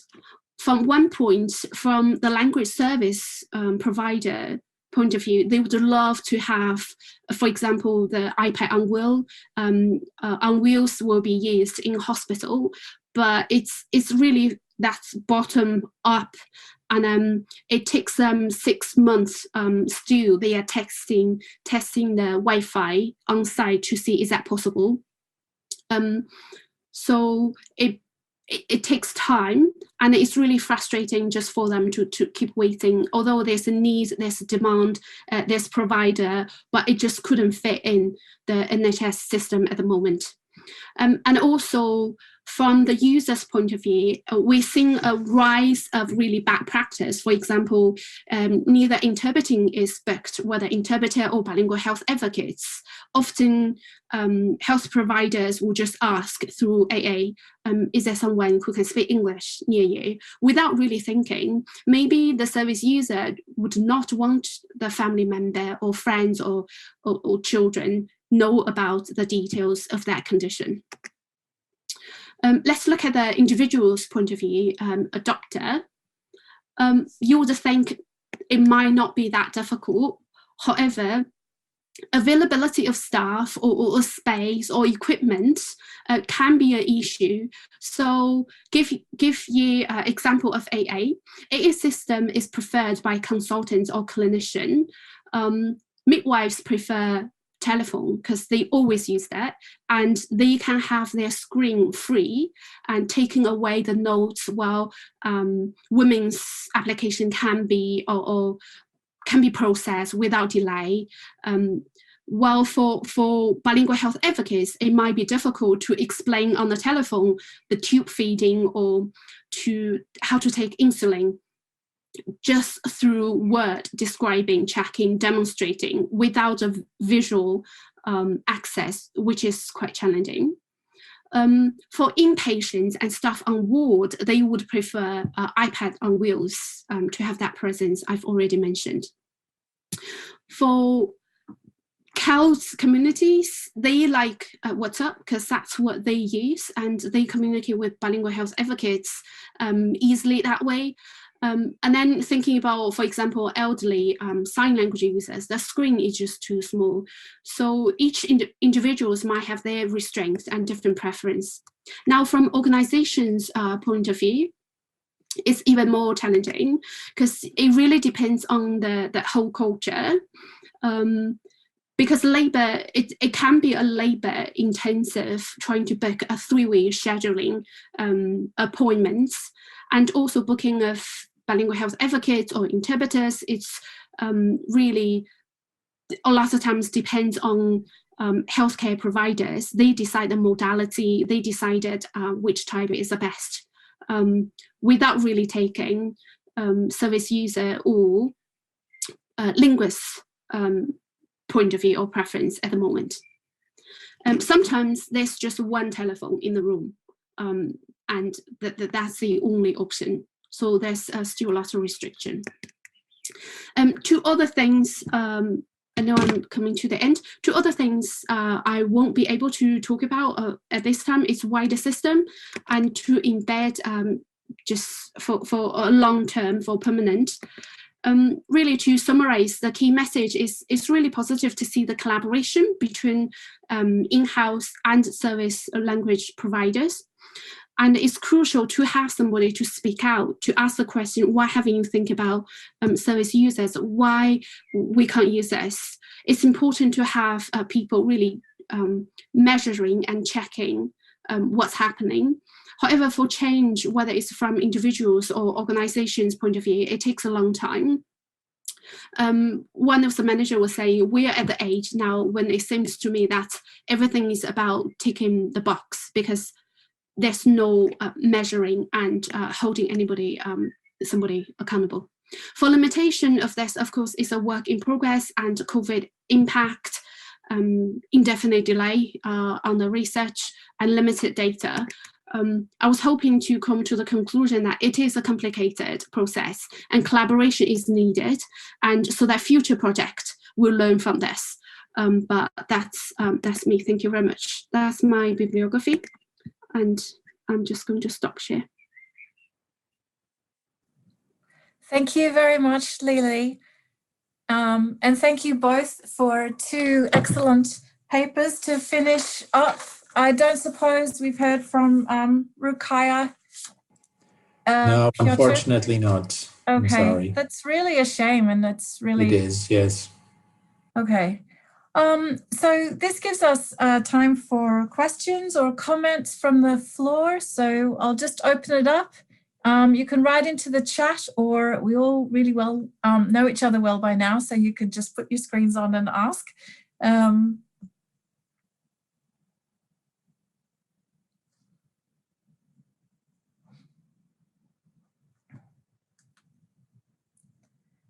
Nobody?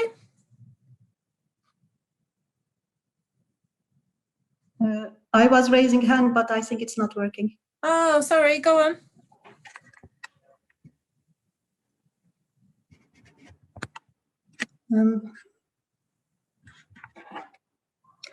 Suan, can you hear me? Yes, I can. Go ahead.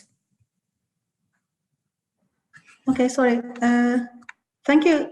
I have a question for Lily, but I think my internet is playing up a bit. Can Lily hear me? Everybody froze for a second. No, we can. We can hear you. Yes, welcome. Okay. Thank you.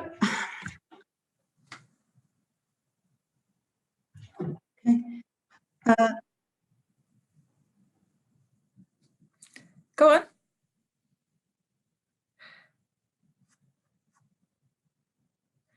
Okay, so maybe I feel like someone on the Today program. We'll come back to Shabnam when we get that connection.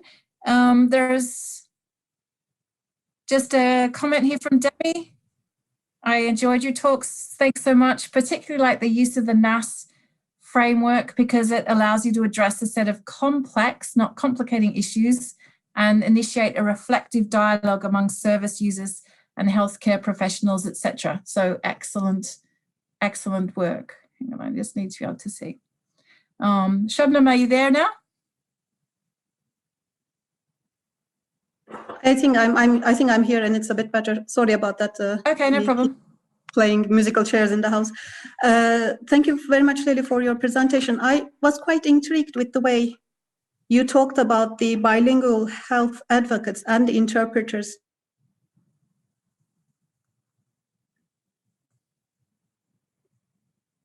I think we've lost her again.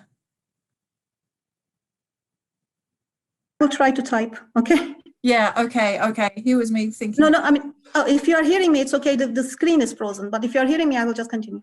We do, and then it okay. stops. I'm sorry about that. Okay. Yeah, because basically at the moment we are training some bilingual birth supporters through a program that is called Mother Tongue. And we try to put quite a bit of emphasis on their role not being interpreters, because we try to warn them that if you come to the birthing room as seen as interpreters, the expectations from you will be totally different. You will first of all be expected not to advocate, not to advocate under any circumstances. And if you start advocating, your role as an interpreter will be seen as compromised. So I was wondering, in your research, how did you deal with that dual role of these birth advocates and bilingual health advocates and interpreters? Thank you very much for your question. That's a really good question. That's why I showed that bilingual health advocates is different from interpreters who work in healthcare settings. From their job description, and then throughout the history, how they came into being in the 80s, especially there was quite strong social movement to challenge the institutionalized racism. So, and also whether link workers or bilingual health advocates, they started with support for women's services among ethnic minority groups. This is an area I'm still looking into as well, because I'm trained from interpreters' legal background. So I understand when I was practicing the restriction, sometimes frustration, I felt not being able to help because of code of conduct and ethics. Coming into this project, looking at bilingual health advocates, I started to think, what is rights? A lot of what we have researched, published, is so different from what's in practice. I'm sure a lot of academics have been talking about this for years already. So from bilingual health advocates' point of view, I think I mentioned this, that they are trusted as professional, first of all. They are able to make professional judgments, taking the service users what's best for them in heart, because they are all working towards one common goal, whether health providers or so it's still ongoing. I'd love to talk to you a little bit more, but I'm going to stop. Otherwise, I just carry on talking, rambling. Hunter, did you want to say something? Yes, I have a question primarily for Emily. I thought that I had read, and I may be wrong, so I'm mostly seeking to confirm that le COVID was standing in for SARS-CoV-2, the virus, because virus is le virus, and then la COVID was COVID-19 because, as you pointed out, that is a disease, and disease, la maladie, is feminine. I was wondering if that word was true or if I made that up.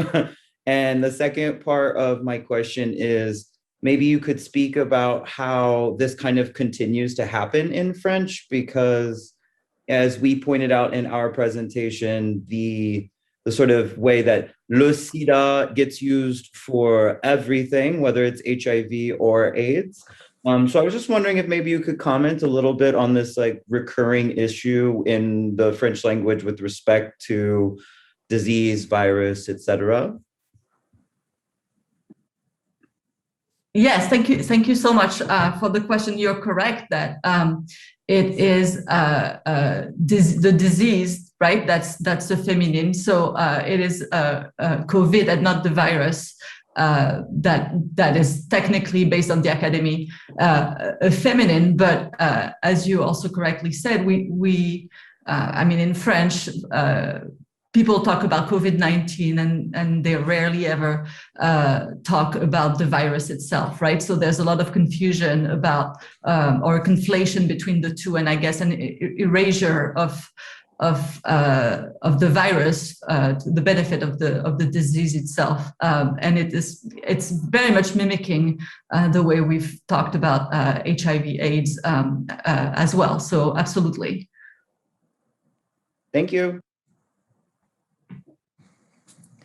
More questions from the floor? Lee, I wanted to ask you a question. It follows up actually from what you were talking with Shabnam about, because earlier today we were talking about, you know, defining translation and translators and interpreters and all of that. And I was also wondering about this bilingual health advocate as opposed to interpreter. So to what extent do the people who work with these people, so the patients or the clients or even the healthcare professionals, to what extent are they aware of the difference between these roles, or are they aware of the kind of the title and what that means? You know, if I'm working with an interpreter or if I'm working with a bilingual health advocate, to what extent are the definitions, I suppose, of those roles discussed and kind of made clear to the people who are using them? Thank you. That's a really good question. I was listening to some of the talks yesterday, and it made me thinking about defining the terms and definition as well. Actually, bilingual health advocates, it's not very well researched. Although they are in operation for the last 20 odd years, there are similar roles in different, for example, in America, they have, I think there's a paper being published by Chrissy and Rose, I probably say that name wrong, talking about patient navigators. Really similar. I was reading and thinking that's so similar. And if you search the terms in the States, there's hundreds of different terms for those community workers, really started maybe volunteering when there's a huge need, in hospital especially, and even in the UK as well, there's link workers still in different hospitals. And then NHS also started recruiting social prescribing. I'm not sure how many are aware, and I was thinking, is that language included as well? So it definitely needs a lot of research and a really clear definition of the role. The question you were asking about what about service users, what about people who are working, that is where a lot of frustration coming from. And I ask about bilingual health advocates, and then sometimes they say, oh, you know, I don't say anything. I just get on with it because I have such a limited time. I can't afford the time to explain every single time. So it really depends. It's a source of frustration for them. And also us interpreters, I think as a community, we're not very good at conveying or raise awareness. That's something we need to do a little bit more, not just about bilingual health advocates, even as interpreters, translators. We need to do a lot more as well.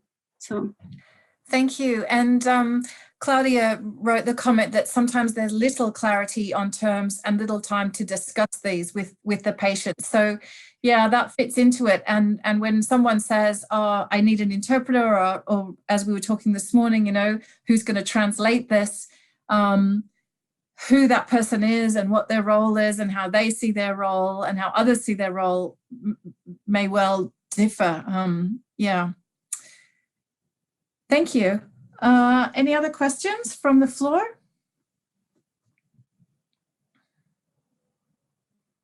Everyone's looking for the looking forward to the round table and the drinks.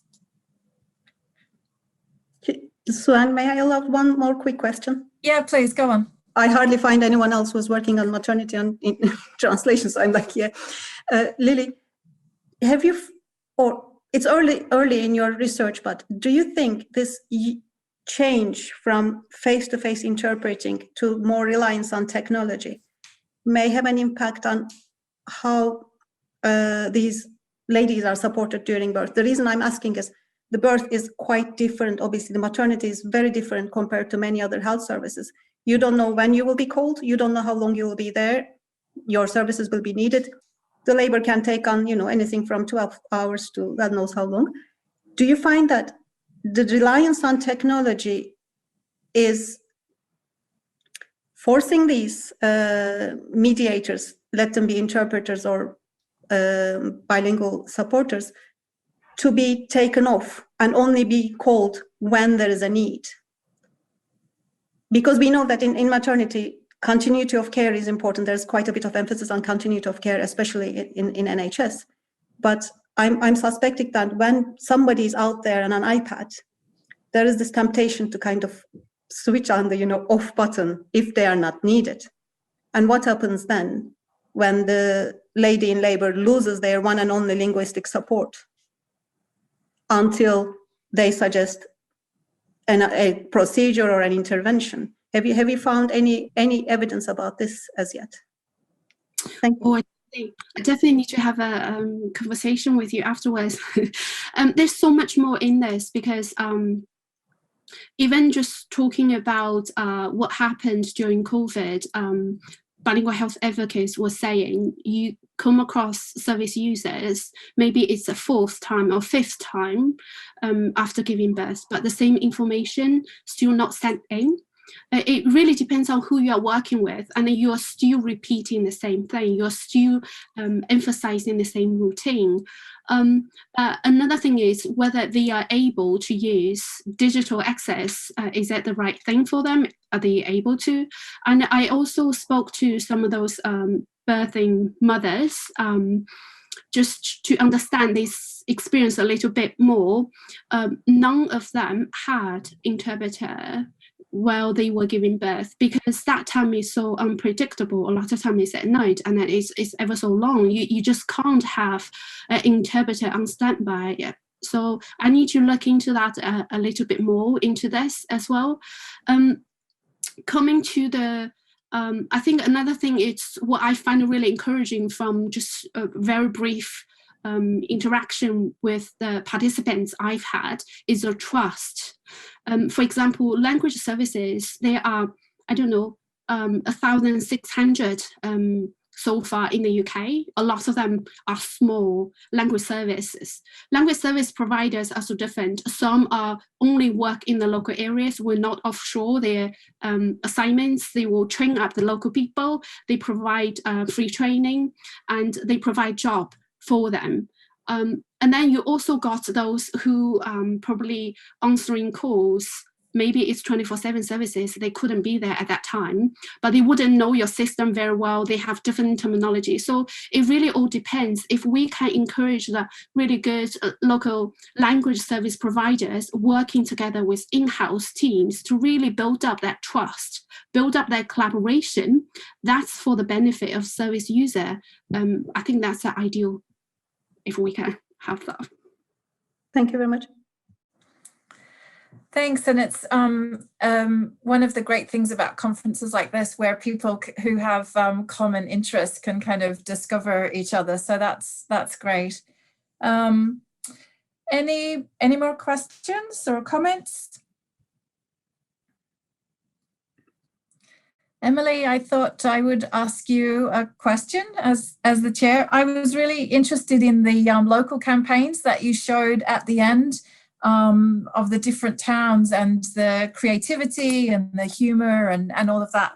And I was just wondering whether you've got an opinion about, because we often talk about what will happen after COVID, and I'm just wondering whether you have an opinion about whether that sense of I don't know, local solidarity or something like that might continue. Like, might they take up another local relevant cause or something like that and kind of respond to it in a similar way? Did you kind of get the feeling from any of those campaigns that you looked at?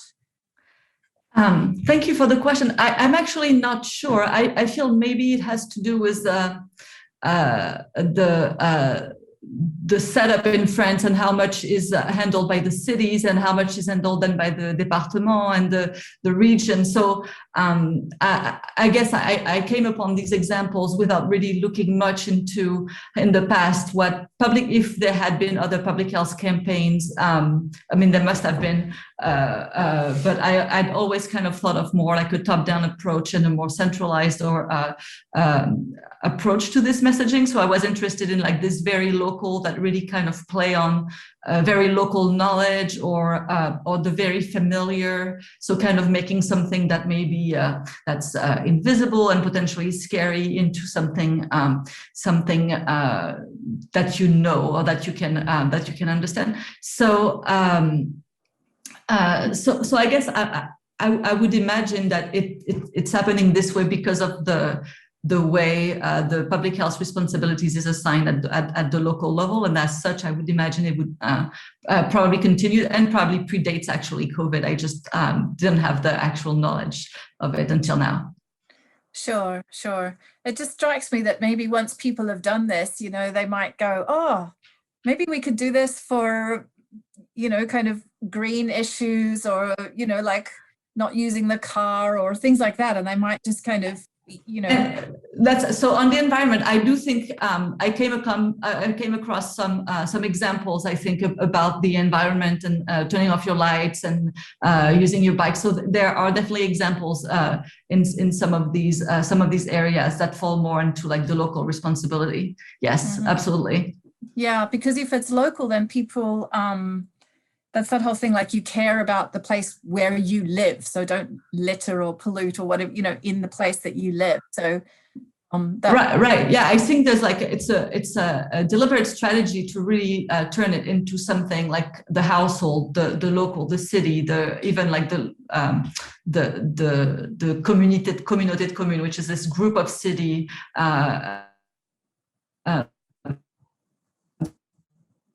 It's very deliberate concern, and this is then like an emphasis also on some of the individual responsibility that kind of overlaps with this idea of distanciation as something that's like an action, actually an action put on the individual as opposed to distance, which is more passive thing. So there's a lot of like kind of pieces to the puzzle. Yeah, thanks. Thank you. Okay, so if there are no more questions or comments, then I think we can finish, right, Piotr? And does this mean that we just have a really long break now, or do we want to come back earlier, or what's your so Stephen and I had a quick conversation behind the scenes, and we think that because of this being an online event, we believe that people may have made sort of their arrangements and plans already, so we wouldn't like to change the schedule. So let's just stick with the 5:30 time for our final concluding remarks roundtable. Yes, thanks for the reminder, Suan. Yes, let's all bring, a glass of your favorite beverage and a snack, and however you want to do it, and have this sort of informal, social, virtual conclusion to this conference. Thank you very much, Emily and Lee, for your contributions. Thank you, Suan, for chairing, and we'll see you all, I hope, and many more of us in slightly less than an hour, right? Great. Everyone has time to... Fantastic. Thanks very much. Thank you, all the interpreters as well. You've done an excellent job. Welcome everyone to this final session, to this final meeting of our two-day conference.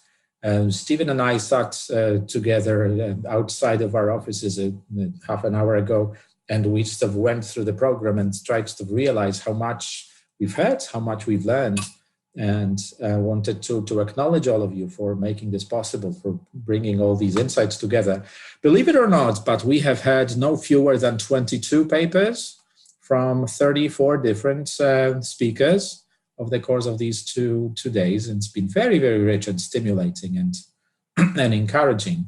As we said to you earlier, the idea for this concluding session, which we called Roundtable or concluding remarks, is to give our the strategic advisors and consultants, Claudia, Lorraine, Marta, and Charles, as well as you all, a chance to reconnect, to maybe pick up on some of the main themes that emerged from our discussions. So I would like to invite the four panelists first to share approximately 5 minutes long reflections of their sort of takeaway or their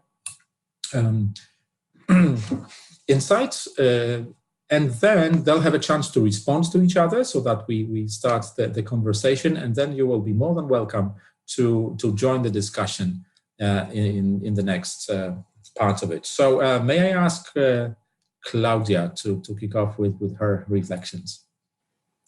Thank you very much, Piotr. And before I start with the reflections, if I may, I would like to first of all say thank you to the organizers, thank you to the chairs, to the participants, presenters, the audience, to the interpreters.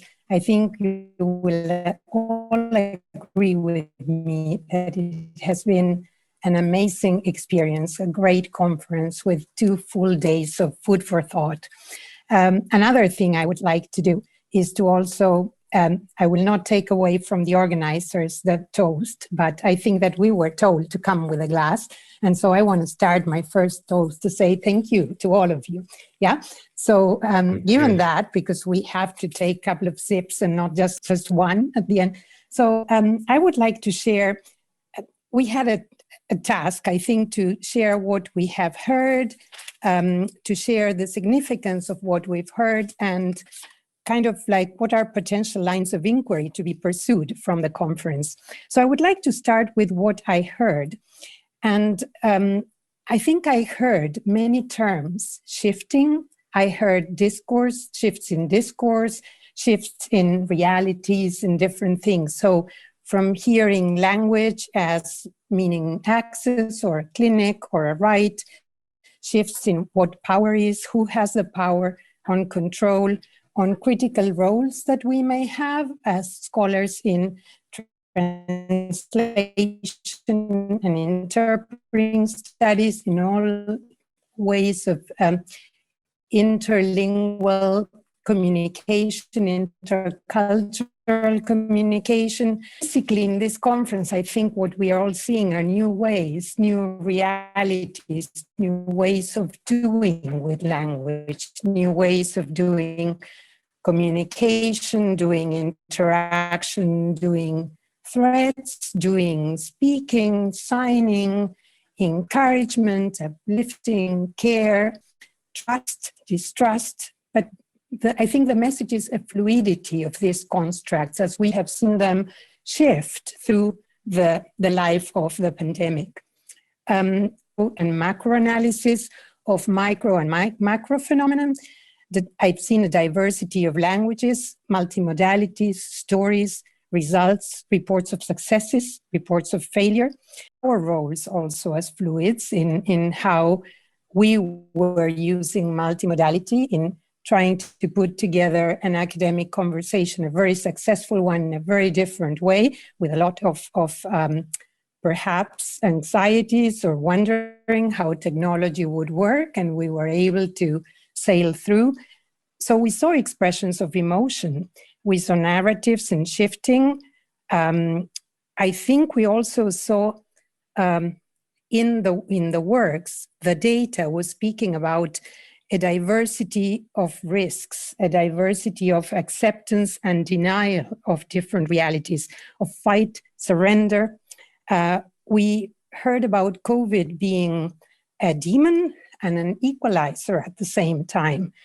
So looking at language and emotions and social factors, we also heard about the need to have language perhaps as a category, as considered in the same way that gender is, or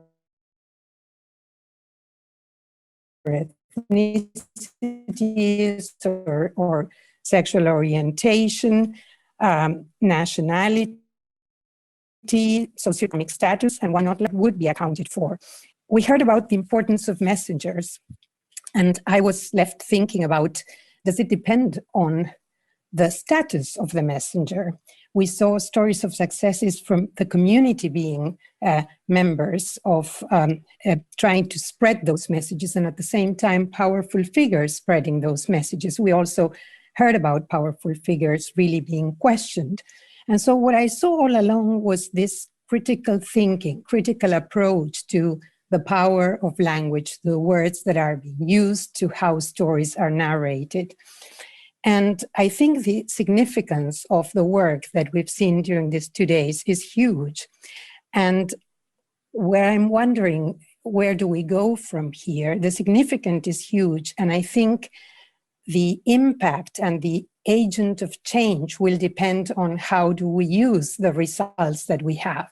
How are we to make a change? Please don't take anything I say as something that I'm prescribing, or it's just thoughts, but I'm thinking we have a lot in what we have seen about how people have or have not been accounted for on the basis of language, how language has been used as a weapon or as a way of helping, as an enabling factor. So I think that in terms of potential lines of inquiry to be pursued, I would really like to see wonderful comparative studies that will come out of the different areas has touched upon. I don't want to do a recap or a summary because we have all been together and we can look at the program, but I think that from asking my mind, because it was the question, can we replace Britain by all countries represented in the conference? Are all stories of failure? No, we heard from Australia, we know from New Zealand and other countries that have been more successful. We talked about the World Health Organization and a lofty statement of no longer interdisciplinarity will work, no longer isolation. Is that a lofty statement? If that's something that's possible, can we replace disciplines by language in that sense, so that no longer one language is considered lingua franca or dominant? So I think it's about perhaps the value of recreating and reiterating stories of success, and at the same time looking also at coronavirus as something that helped us to see through the lens of reiteration of discriminatory practices, and when those are based on language, whose responsibility is it, right? So as scholars and academics that have the ability to critically analyze and evaluate these situations, is it enough for us to acknowledge this diversity, to talk about the difference, to celebrate difference, or what else could we do all together with the weapons that we have, the amount of data that can in this conference, and where can we go from here? So as I said, to me, comparative studies, but targeting specifically issues like who are the agents of change? How is change possible? We keep hearing that we come out of this together or we will never come out of this. Who is we? What does it mean together when areas of the world continue to be non-represented. And I think I really appreciate the efforts of the organizers in representing such a diversity in this conference. And I think we cannot deny the fact that some colleagues would not have been able to be with us. So I think that's all I want to say, not to exceed time, and to say once again, thank you so very much to everybody here, and here's to all of you. Thank you. Thank you very much.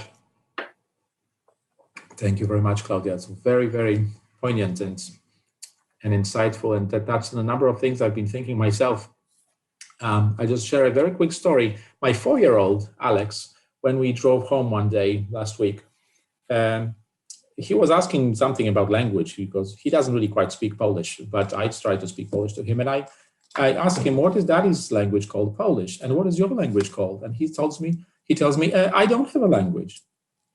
So he, to him, he is invisible, right? It's ethnicity is always the property of somebody else. To ourselves, we're not ethnic in any way. And I feel like this is precisely one of the threads you raised, Claudia, that, we just have to come to grips with the fact that, even becoming visible to me would be to ourselves would be a worthy step in the right direction. And talking about the practical things, what we can do, yes, there will be the publication, I suppose, but academic publications, as we know, mostly are read by academics. But a good and positive thing here that Stephen and I could attest to is that very early on, when we were putting this event together and the project, we were contacted by a number of publishers who had keen interest in picking up a publication emerging from this event. And that not really happened to me before in other contexts, with other conferences. So I feel like there is, I don't know whether this is driven necessarily by, the out of the goodness of the publisher's hearts or the awareness of the importance of the issues here, but this was definitely something that we saw there was a large interest, and even the response that we got, even the level of engagement that we got from all of you, to me testifies of something that it's not just an academic conference, you know what I mean? But we're talking about issues that speak about, right. That translate into our everyday life and in those of our communities. I'm sorry, I wasn't really supposed to be a part of this. So no. I'll shut up now, and let's move on to Lorraine, if you don't mind. Gosh, it's hard to follow you, Claudia. You said everything so beautifully. My God, I should have said, no, I'm not going after that brilliant woman. Okie dokes. Well, first of all, can I just echo Claudia's opening notes of thanks? I too am extremely grateful to you, Piotr, and to Stephen for organising us all, for giving us this space to engage as you have, and to everybody out there for the presentations who were just wonderful. So I too raise my glass to you all. It's not a fancy one, but sláinte for sure. My goodness, as I said, I've really appreciated the variety of work presented, the granularity of the analyses. Claudia mentioned, the opportunity for comparative studies, and already we had, glimpses of that here. And also some of the presentations really took a bird's eye view. So I think we were coming at it in a multi-directional manner, and that was very helpful. And it helped us, if anything, to acknowledge and appreciate the complexity of what we're trying to handle. And of course, complexity then is a central theme in terms of the analysis too, because there are so many moving parts to consider. And it seemed to me that an interdisciplinary approach is perhaps the only effective way to engage in interrogating the issues at hand. We can do this, of course, and we've seen over the past couple of days that the lenses that we adopt, the methodologies that we employ, the focus on the profession-specific processes, we're going down into the granularity, be that the work of translators or journalists or comic creators, or be that, politicians, governments, state actors, that's important in terms of thinking of processes, but also that we have to think about the impact in terms of, and we have talked about the reliability of messages, how that reliability impacts on trust, and what we might want to think about. I think I said this before in our meeting in March, some kind of hierarchies of deservedness. Who deserves to get access to information in their language? Who do we make space for, and who do we not? And I think, that this probably aligns to a degree in terms of marginalization already experienced prior to the pandemic. And probably, in some ways, some of the responses that we see may or may not represent benign paternalism. I loved Helen's message in chat earlier on for the presentations on deaf interpreting in particular. That's something that I really want to think some more about. I think we also talked a lot about the message and the messenger. And the pandemic response has certainly shone a light on translation and interpreting in ways that wasn't there previously, and in particular on sign language interpreting. It's given visibility to deaf interpreters and, as we've heard today, community translators and interpreters. And I wonder, what can we learn from how their work as trusted messengers from community-facing perspectives was received? How do we then align or realign how we do, in inverted commas, business as normal, giving what we now know? How do we identify, again in inverted commas, truth in terms of reliable fact-based information from opinion? Something that Emily touched on also, I think, in her consideration of French and English jargon. And in looking forward, I'm certainly keen to see documentation of the processes of how communities decided on new terminology, particularly where there were deliberate language planning efforts in place to do that. So in deaf communities, there have been interesting threads emerging around iconicity. We could look at the relationship to visual memes or the representation of concepts, and how particular ideologies inform approaches.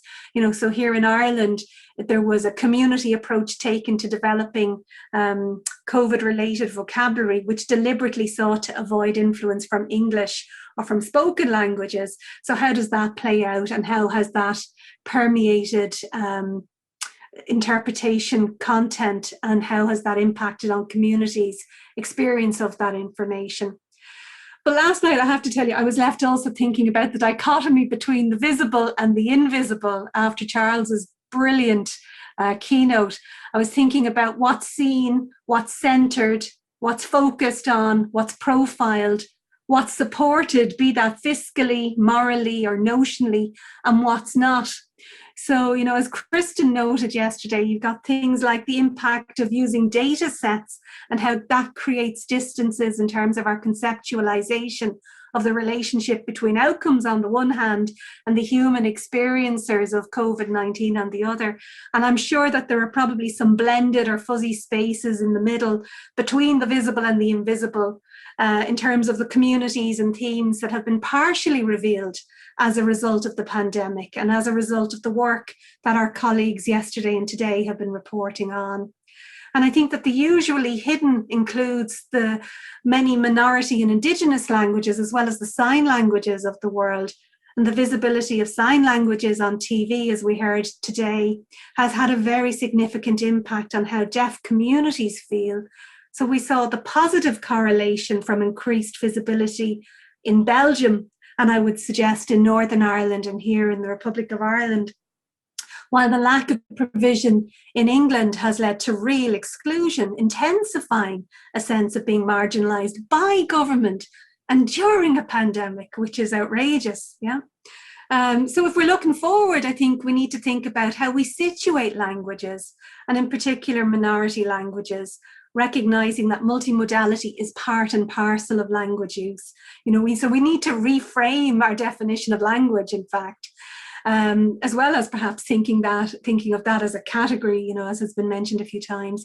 I think, we were to look back in order to look forward, applying some kind of a temporal lens. Again, last night after the talk, I was thinking, gosh, we don't really know how deaf signers experienced the 1918 pandemic.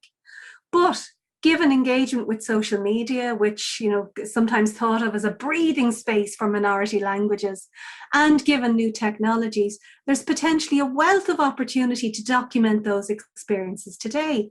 So we need to think about, again, this is following from Charles's keynote. Damn you kept me awake last night, Charles, because I was thinking we need to think about how we valorize any literary or film or oral history content that might be generated by communities who wouldn't typically feature in the mainstream.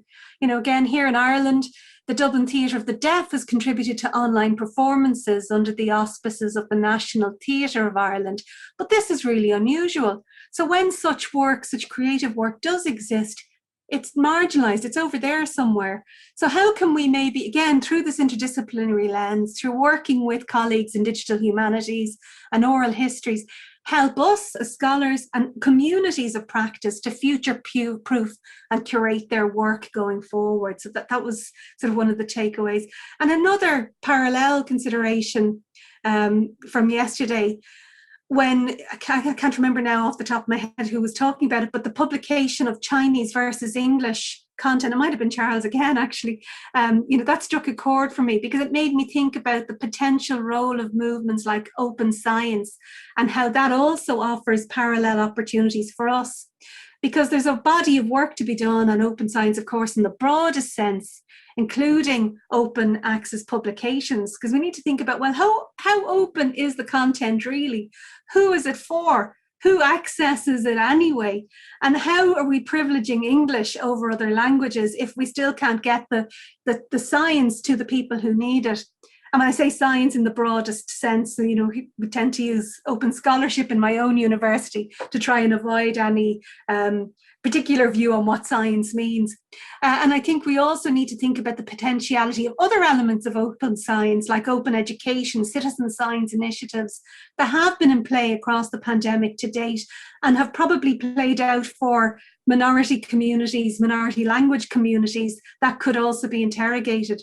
So looking forward, there's a ton of questions to ask around the cascading effects of COVID, intersectional issues. I mean, we haven't discussed the ways in which domestic violence has escalated during COVID-19 or how that's been discussed. What about refugees, migrants who use lesser used languages? How are they accessing information in host countries? I was delighted to see Lily's presentation on maternity-related matters. And in a similar vein, you know, Robert Adam mentioned deaf-blind individuals in his and Jemima's presentation. And this cohort are at extreme risk of isolation, and there's so little attention given to that group. So it worries me greatly that there are communities at risk who, even in all of this, don't get any formal attention from policymakers. I promise I'm nearly finished. I'm going to say just 2 or 3 more things. The ethics of all of this requires interrogation, I think, both in terms of what is done by policymakers and governments, but also with regard to how we focus our attention as academics. And that, of course, has been a theme, I think, a little thread across many of the presentations. And finally, I'm going to say also, you know, we have to remember that while we're all in this together, the ways in which we experience this are clearly not the same, as several of the presenters pointed out. And I think we must ensure that we acknowledge the diversity of experiences often arising from historical, multipartite, structural inequalities, and figure out how we move forward. So how do we build back better? How do we make sure that the status quo that we weren't happy with before isn't maintained? How do we invoke and reference success stories like we saw from Australia? How do we make sure that we are better prepared next time we face a challenge like this? And as a very last addendum, can I add one little thought? As somebody who works with signing communities, an easy takeaway is this: we all have to do better when we talk about language. We use the hegemony of spoken or written languages to mean language, but languages are signed too. So as academics, as scholars, we have to make sure that when we're talking about language, we are actually referencing language in its broadest set of forms. And I will shut up there and say thank you very much again for organising this event. Clearly, there's loads of food for thought. Thanks very much, Lorraine. I can only say amen to that. So many things here, and so many wonderful insights. Marta, may I ask you to step in with your reflections, please? Thank you, Piotr, and thanks everyone. Again, I join in thanking everyone for these incredible 2 days of discovery and sharing and research. And in particular, I thank also Lorraine and Claudia for the wonderful remarks. I really, my thoughts really would like, in a sense, perhaps just to touch upon some of the points that they already discussed. In particular, the ability of translation to deal with discourses of shifting and forms of fluidity, but also ethical issues, including the need of not just celebrating differences, but also of engaging with them.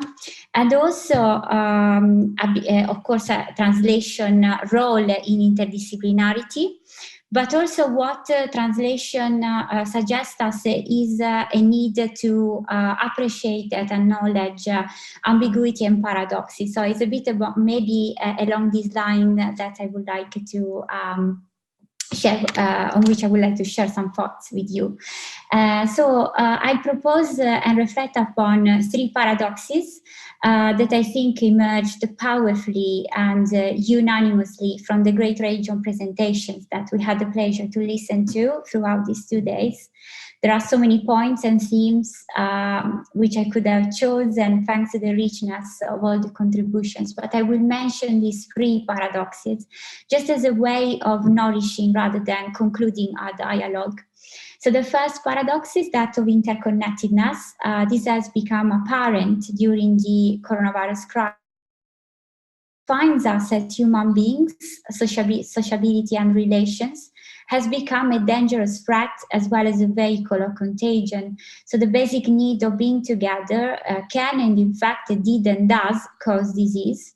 Similarly, our global economy relies upon this constant flux of goods and people, and there is no life without this huge variety of transfers and contacts.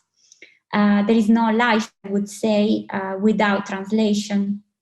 So this conference has shown ways forward, I think, to translate the translation into meaningful practices that can impact public health deliberations and crisis management.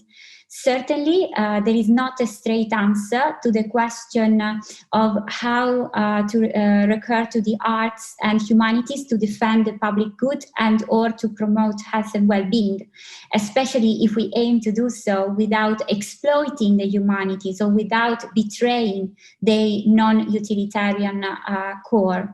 But I believe it is only by way of a generous disciplinary interconnectedness that we may return to these two forms of safe, life-giving interactions. And this disciplinary synergy that also Claudia Loren mentioned requires us to abandon preconceived ideas of what science and the humanities do, for whom and when. So which disciplinary domain comes first and which comes second. I quite like to think that the findings of a poem can and should be as meaningful as an experiment's creative force. And equally, the patient's voices and visions of the world are authoritative. So the second paradox is somehow linked to the first. It is about the role of imagination and representation, be it biomedical or cultural, coming from academia or from professional sector, when we deal with invisible, the inconceivable, and the unknown. No matter which frame we use, this is something Kirsten talked about. So no matter which frame, technoscience, bioinformatics, linguistics, music, poetry, we have strived and perhaps failed to capture the content of the COVID picture. Perhaps we are still lacking colors, shades, and nuances as we realize that there is a corner of that image or even a bigger chunk of it that we have overlooked or forgotten. And yet, we keep on dancing, writing, singing, painting, translating. The third paradox pertains to the peculiar nature of these and other pandemics, which, as I said yesterday, exacerbate social inequalities while also leveling differences. And this is something many panelists underlined. So the illness of a single diseased body has become the illness of a pathologized and/or pathological society. I have become you and vice versa. So the juxtaposition and confusion of the individual with the collective raises complex questions of ethics, vulnerability, and care. Who suffers? Where? Why? And with whom?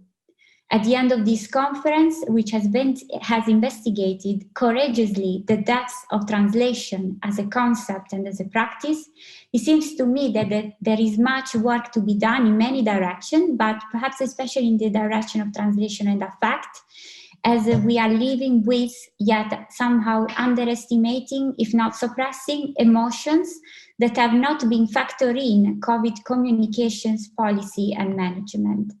And as our conversations have become more and more resonant with one another and entangled, we can see quite clearly that this crisis is asking us to translate a suffering body, a society, and the planet. The boundaries among these three and among us and the disciplines we are committed to are important and fundamental, for sure, but also fragile and sometimes not necessarily useful. This is perhaps the most crucial and frustrating of all paradoxes, one that should be treated and embraced, not just with the arms, but also with the feeling of translation. So thank you again to everyone for allowing me to be part of this wonderful project. I feel very humbled and honored to be here. Thank you. I learned very much indeed. Thank you, Marta, for this, at the same time, scholarly and a very poetic capturing of some of the threads we've been spinning together. Charles, may I ask you to step in? Thanks a lot, Piotr. I'm going to start, as Claudia, Lorraine and Marta started, with congratulations for these 2 days, but also genuine thanks for opening our eyes to such a remarkable range of issues through the papers. What we've seen, I think, yesterday and today is evidence of incredible emerging and ongoing work.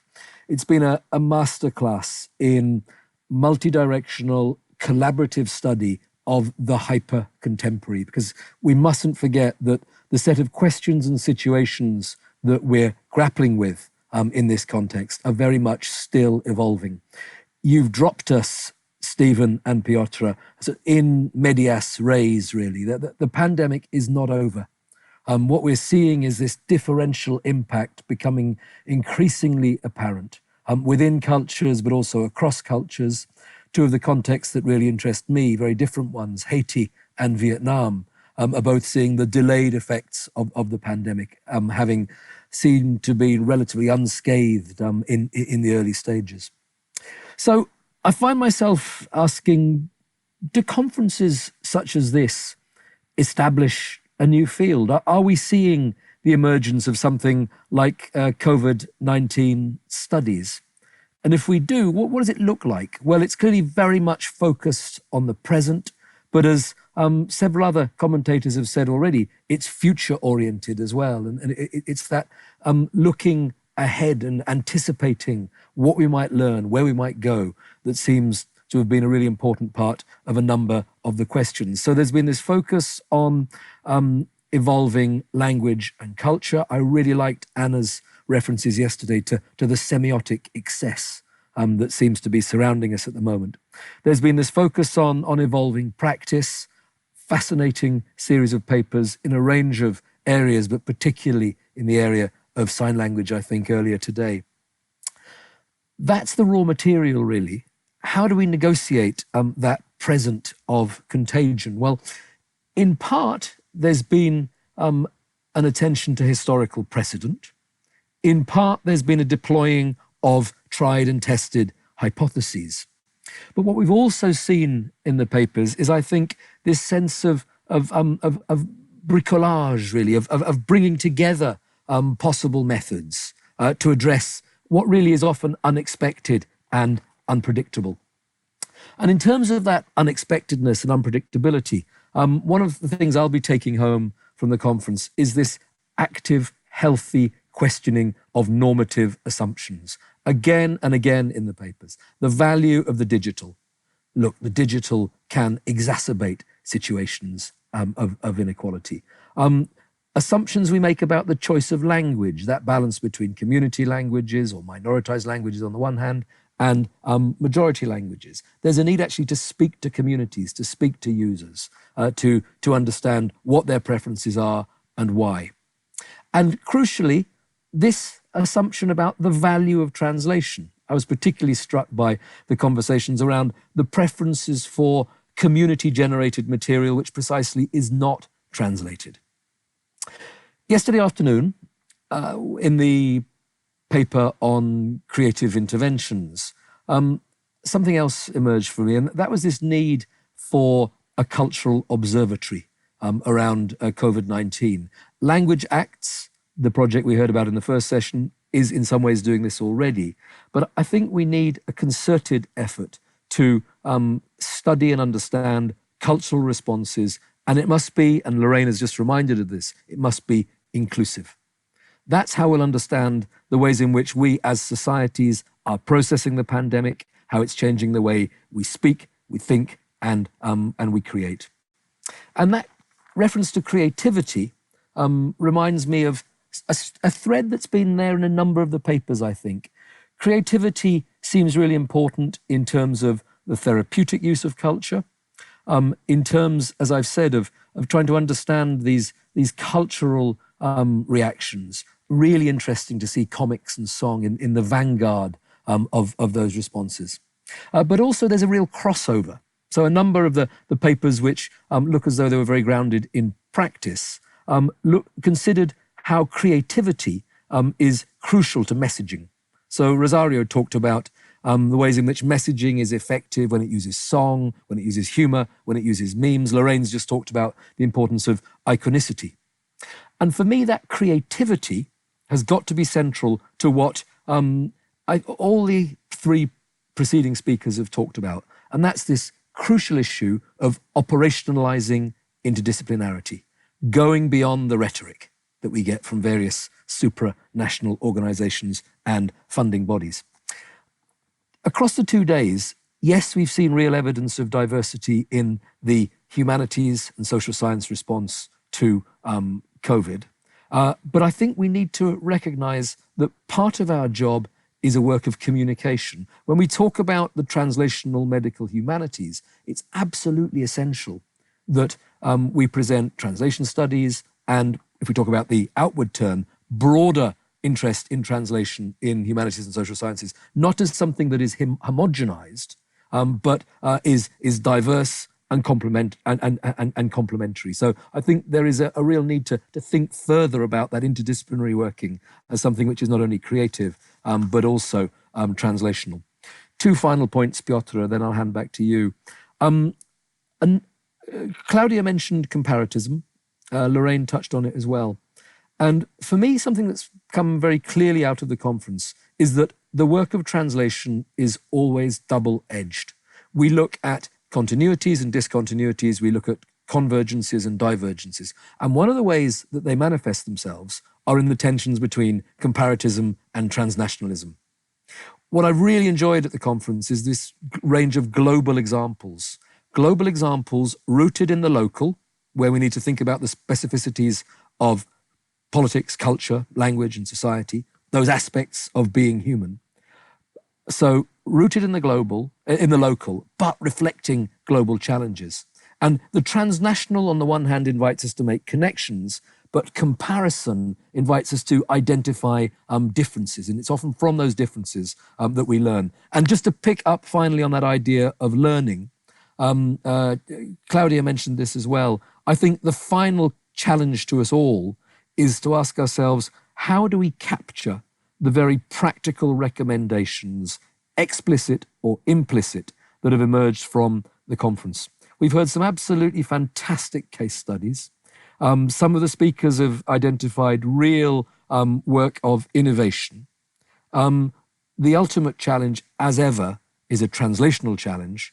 How do we take that learning collectively from the past couple of days? And yes, it needs to be captured in traditional academic form, but crucially, is there the possibility for some sort of statement which can be disseminated and translated more widely? So thank you, everybody. A magnificent couple of days. I've really enjoyed it, and I've learned a great deal.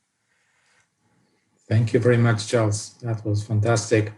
And yes, translation has this sort of ethical imperative, right? That untranslated knowledge remains somehow incomplete, somehow, navel gazing.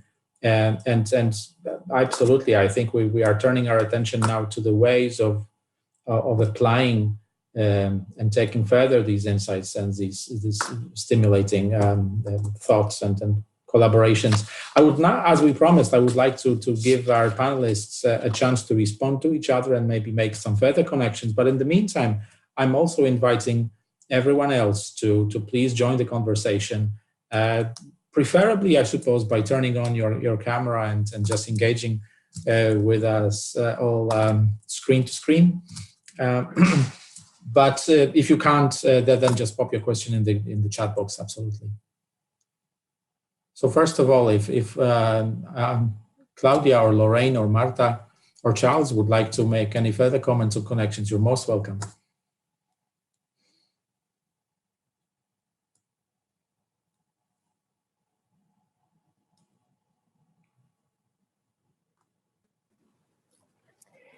I think is when we talk about language and we talk about language as a vehicle, as an equalizer, as an enabling factor, I also think about language as this invisible category, simply because we all have language in one way or other, whether it is spoken, signed, written, through whatever way we can express each other. We, as human beings, we find a way to communicate. And this is a problem, I think, not that we find a way to communicate, but that language becomes something that we all have, therefore it's not important. We all have it. So I think the task that we have as with expertise in humanities and social sciences is to look at all the issues that we have seen through COVID-19, exacerbated by access or non-access to language, by using language as a powerful weapon on the hands of those that can use it and those that couldn't even begin to use it. How do we call the attention to the power of language? How do we get those working in the trenches and not able to fully understand that the problem is not if we have or we don't have certain things, is if we have access, even if we have those things. Sometimes we think that, technology could help, but the problem is some areas of the world do not have access to technology. And if we provide technology, it's not of their doing. And therefore, at the end of the day, it's how we get closer to the other.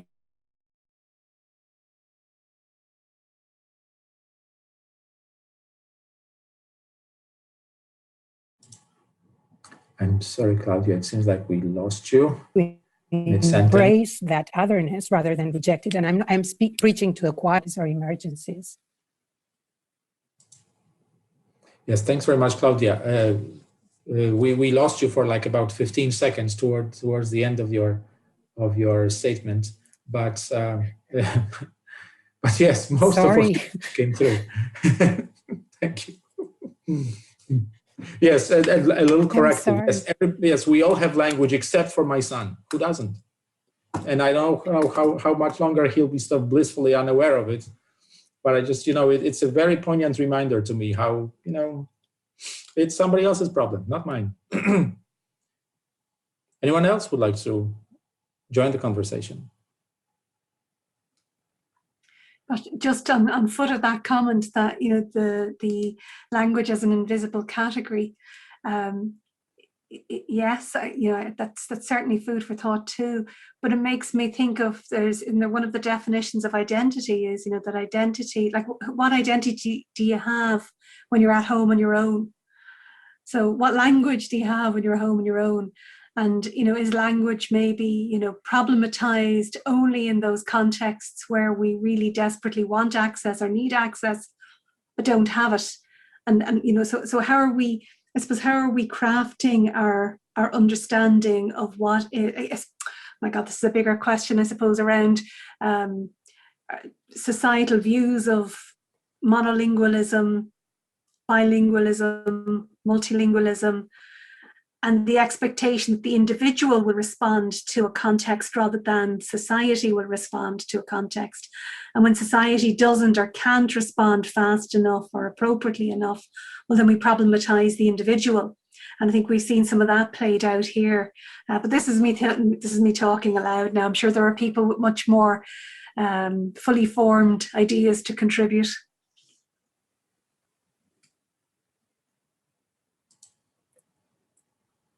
Thanks very much, Lorraine. Marta, please go ahead. Yes, I just was reflecting upon this idea of language as a divisible category too. But I think in a sense translation allows us also to, as Lorraine pointed out, to rethink about what language is. And I think that translation expresses this embodiment in a sense of language.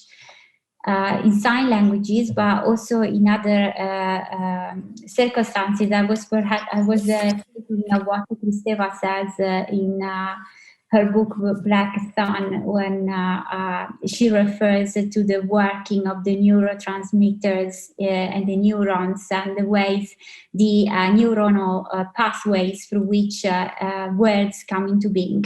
So there is a materiality to language too.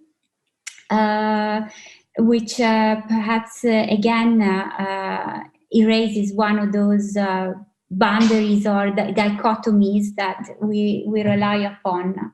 And yes, and being language spiritual as much as bodily, this is also something that calls for a unified vision of disciplines where we all can tackle the challenges related to this hybrid nature. Thanks. Please go ahead, Charles. Thanks, Piotr. Just a slightly different tack, although I think this underpinned what all four of us had to say. Starting with Claudia's initial question about the role of the researcher, the role of the scholar.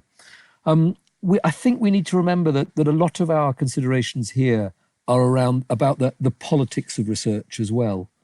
What we've seen over the past 18 months has been a very clear demonstration of the relative status and hierarchies of disciplines and the situation of humanities and social sciences within those hierarchies.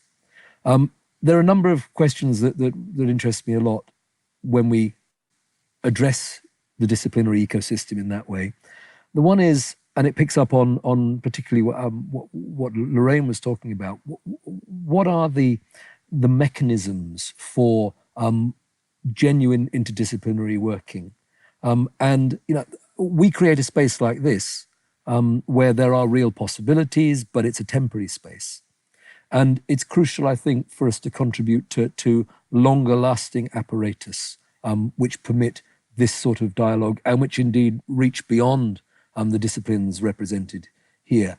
Because one of my concerns is that COVID-19 has actually been a setback to interdisciplinary working, despite the potential that we've recognized and celebrated, not least because inevitably in the early stages of pandemic, there's an assertion of a health and life sciences response. And there's a sense that humanities and social sciences are not necessarily part of an immediate response. I think what we're seeing now is that clearly the work we're engaged in is part of a retrospective understanding of that initial white heat moment. It's also crucial in the forms of rebuilding and learning from new practices that we'll be talking about.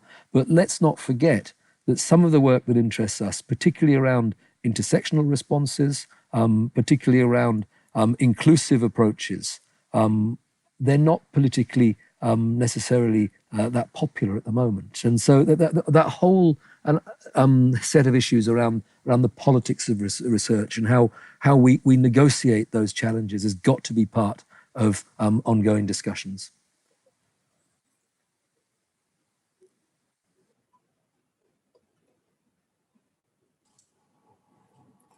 Everybody's nodding vigorously, which is, of course, a linguistic sign as well.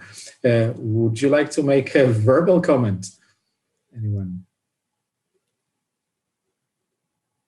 Amen. Right? Absolutely. I think absolutely could not say it better. And I think, in terms of talking about the politics, I think we all as academics need to do a better job of talking to politicians and understanding that we have to engage with them. We have to have clear messaging. We have to expect that messaging will be recursive. We can't say, but they should know, or somebody else will take care of it. It's on us if we're not making that message clear. And, I think that is going to be one very significant and important thing that we as scholars and our institutions need to do as we go forward if we want to safeguard our opportunities for investment in interdisciplinary work and in the arts, humanities and social sciences in particular. Yeah. I think, if I may, one of the things that perhaps was cut off in the time I was frozen, I was talking about otherness. I don't know if that came across, and the tokenistic nature of arts and humanities and social sciences. What we are seeing now is this idea of, well, arts and humanities, they need to be a part, but it's really, is it really to be a part? Are we taken, is it face value, and is it just faire semblant that we are important, or are we being listened to? And maybe it's not that we are not listened to because the other doesn't want to listen to us, but it's because the message is so difficult, perhaps, in understanding that it takes, to open our ways of doing and our ways of thinking to a different reality, to really account for that otherness, to understand what it means to do things together, to communicate with each other, and to value each other's identity and language, and not only to acknowledge it, but to account for it. I think that's a big challenge for us, because I don't think there's ill anywhere, but there is a problem. We don't seem to be breaking that barrier that appears in there. Language is not a barrier. Language is a reality, right? It's like saying that a social factor is a problem. If I'm a woman, and my gender is not a problem, like my language is not a problem.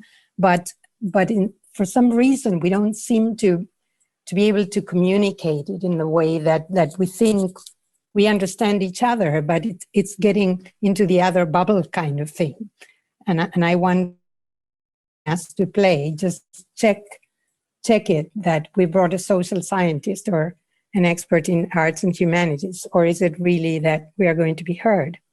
Is it our task to be heard, and is it the other's openness also to listen to a different way of thinking? It's probably all of the above, right? Yeah, I can see a number of hands up, and I think I'll be following the order if I ask Sabine to go first, and then Catherine, and then Anna. Thank you. Yeah, that is a very interesting discussion. Well, I think, Charles, you started it, but Claudia, I think it's a bit of all of this. And I think if we should be savvy, and we shouldn't perhaps just think about, is it us, is it not us? I think we should be clever here and use all the possibilities that we have nowadays in terms of publishing, for example. And I think if we are a little bit self-critical with us here, our fields are not the fastest publishing fields. the places where we publish, and I include myself there, everybody, I think, the places where we publish are not necessarily the places where you get on all the citation indices, and nobody likes them. But I think we need to turn it around and sort of beat the people with their own weapons, and it can't do us any harm if we try to change, for example, some of our publication behaviors to become more visible.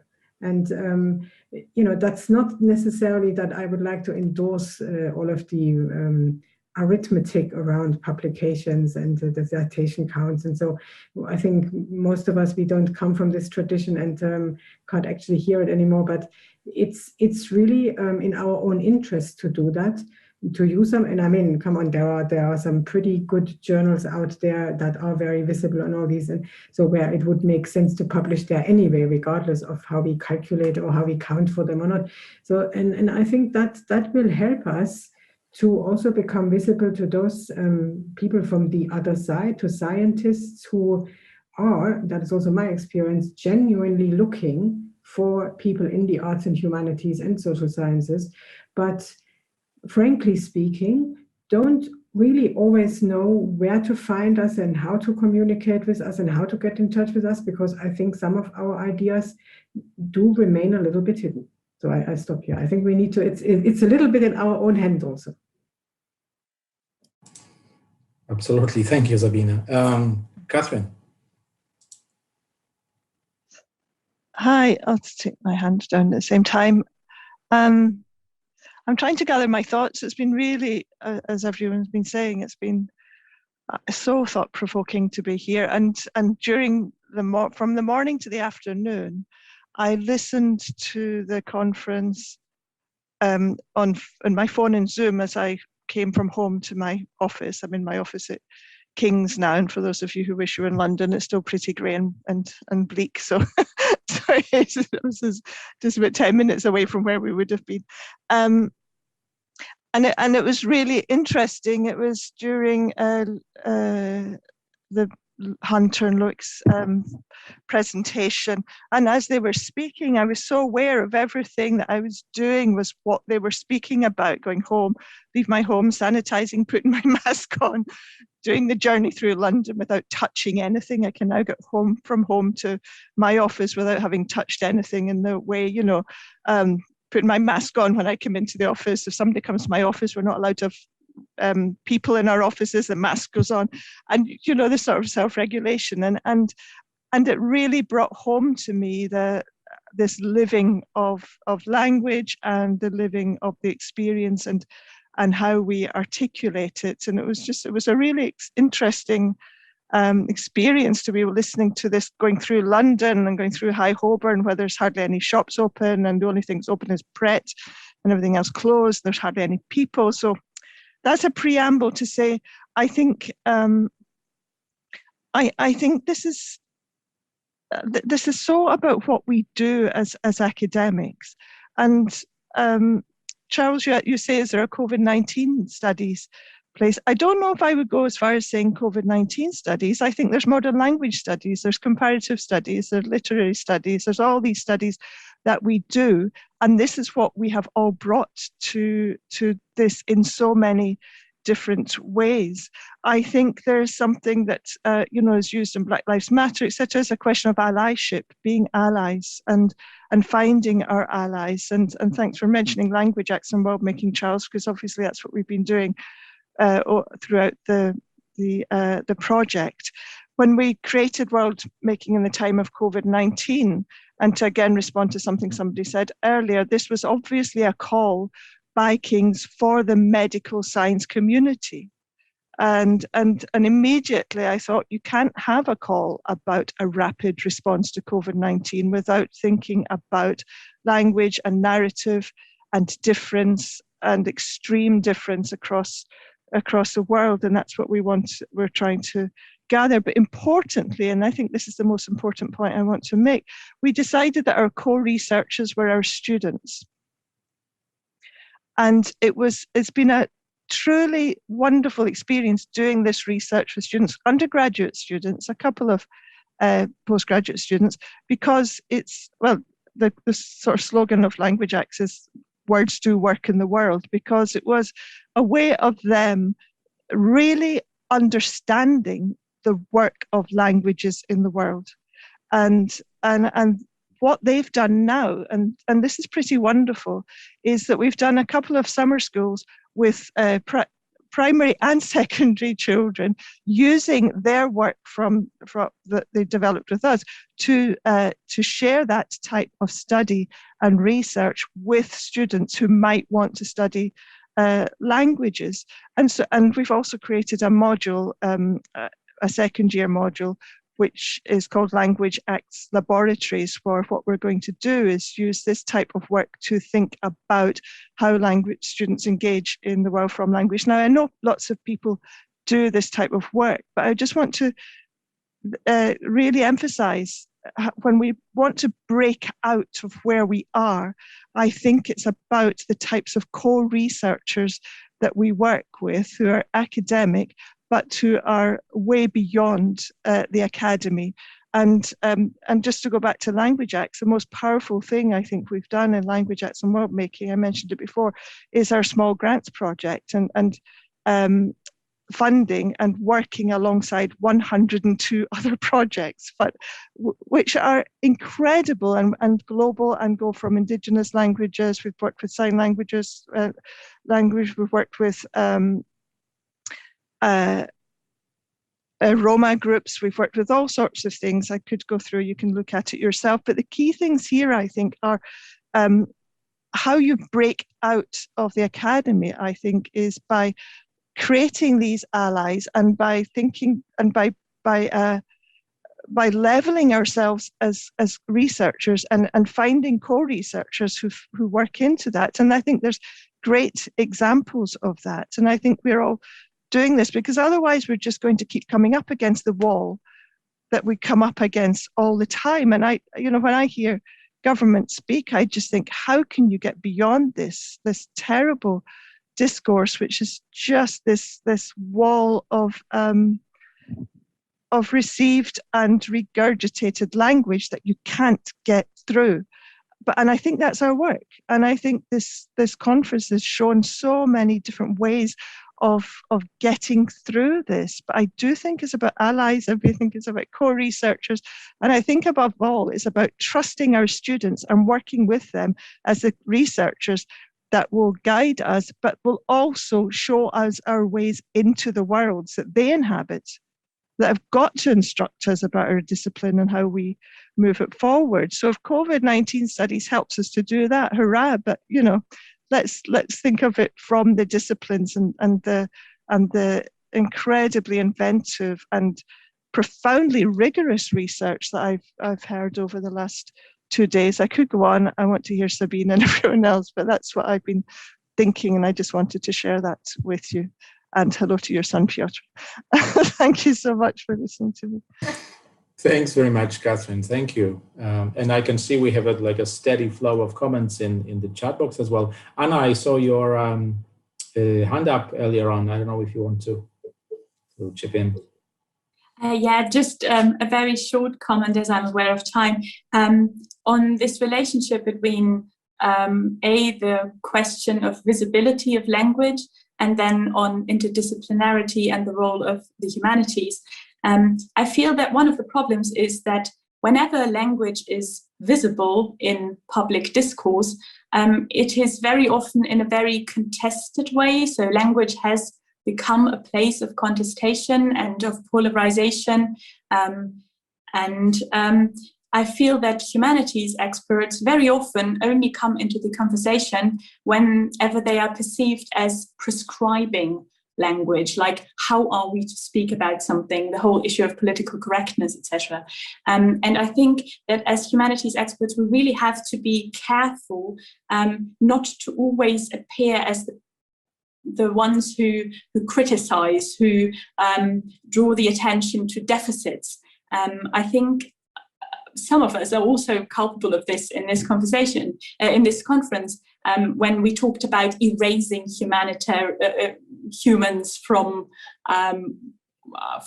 graphs and statistics, for example, or when talking about ignoring individuals in numbers and mathematical models. So I think what is very important is that the humanities really show what they have to offer. I feel that in the course of the pandemic, it has become very apparent, and it has also been apparent to people who do the hard sciences, that they actually rely on what the humanities can offer, what we can tell them about how to communicate effectively. And so I think that we should really make sure that we really show what we have on offer and how we can enter the conversation in a positive and also constructive way.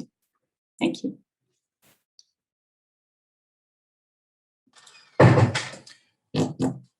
Thanks very much, Anna. I was also thinking, that the whole idea of the new normal was being mentioned every now and again. And I agree with Charles and other speakers who said that, yes, COVID-19 set us back in some ways. But I'm also wondering to what extent we can notice some of the new affordances that have appeared in the meantime, sort of dig our heels in. Because at the moment, there are, even starting from this platform, you remember how we used to contrast speaking face-to-face with speaking via electronic channels, and then suddenly face-to-face meant via a screen, because otherwise you were masked up.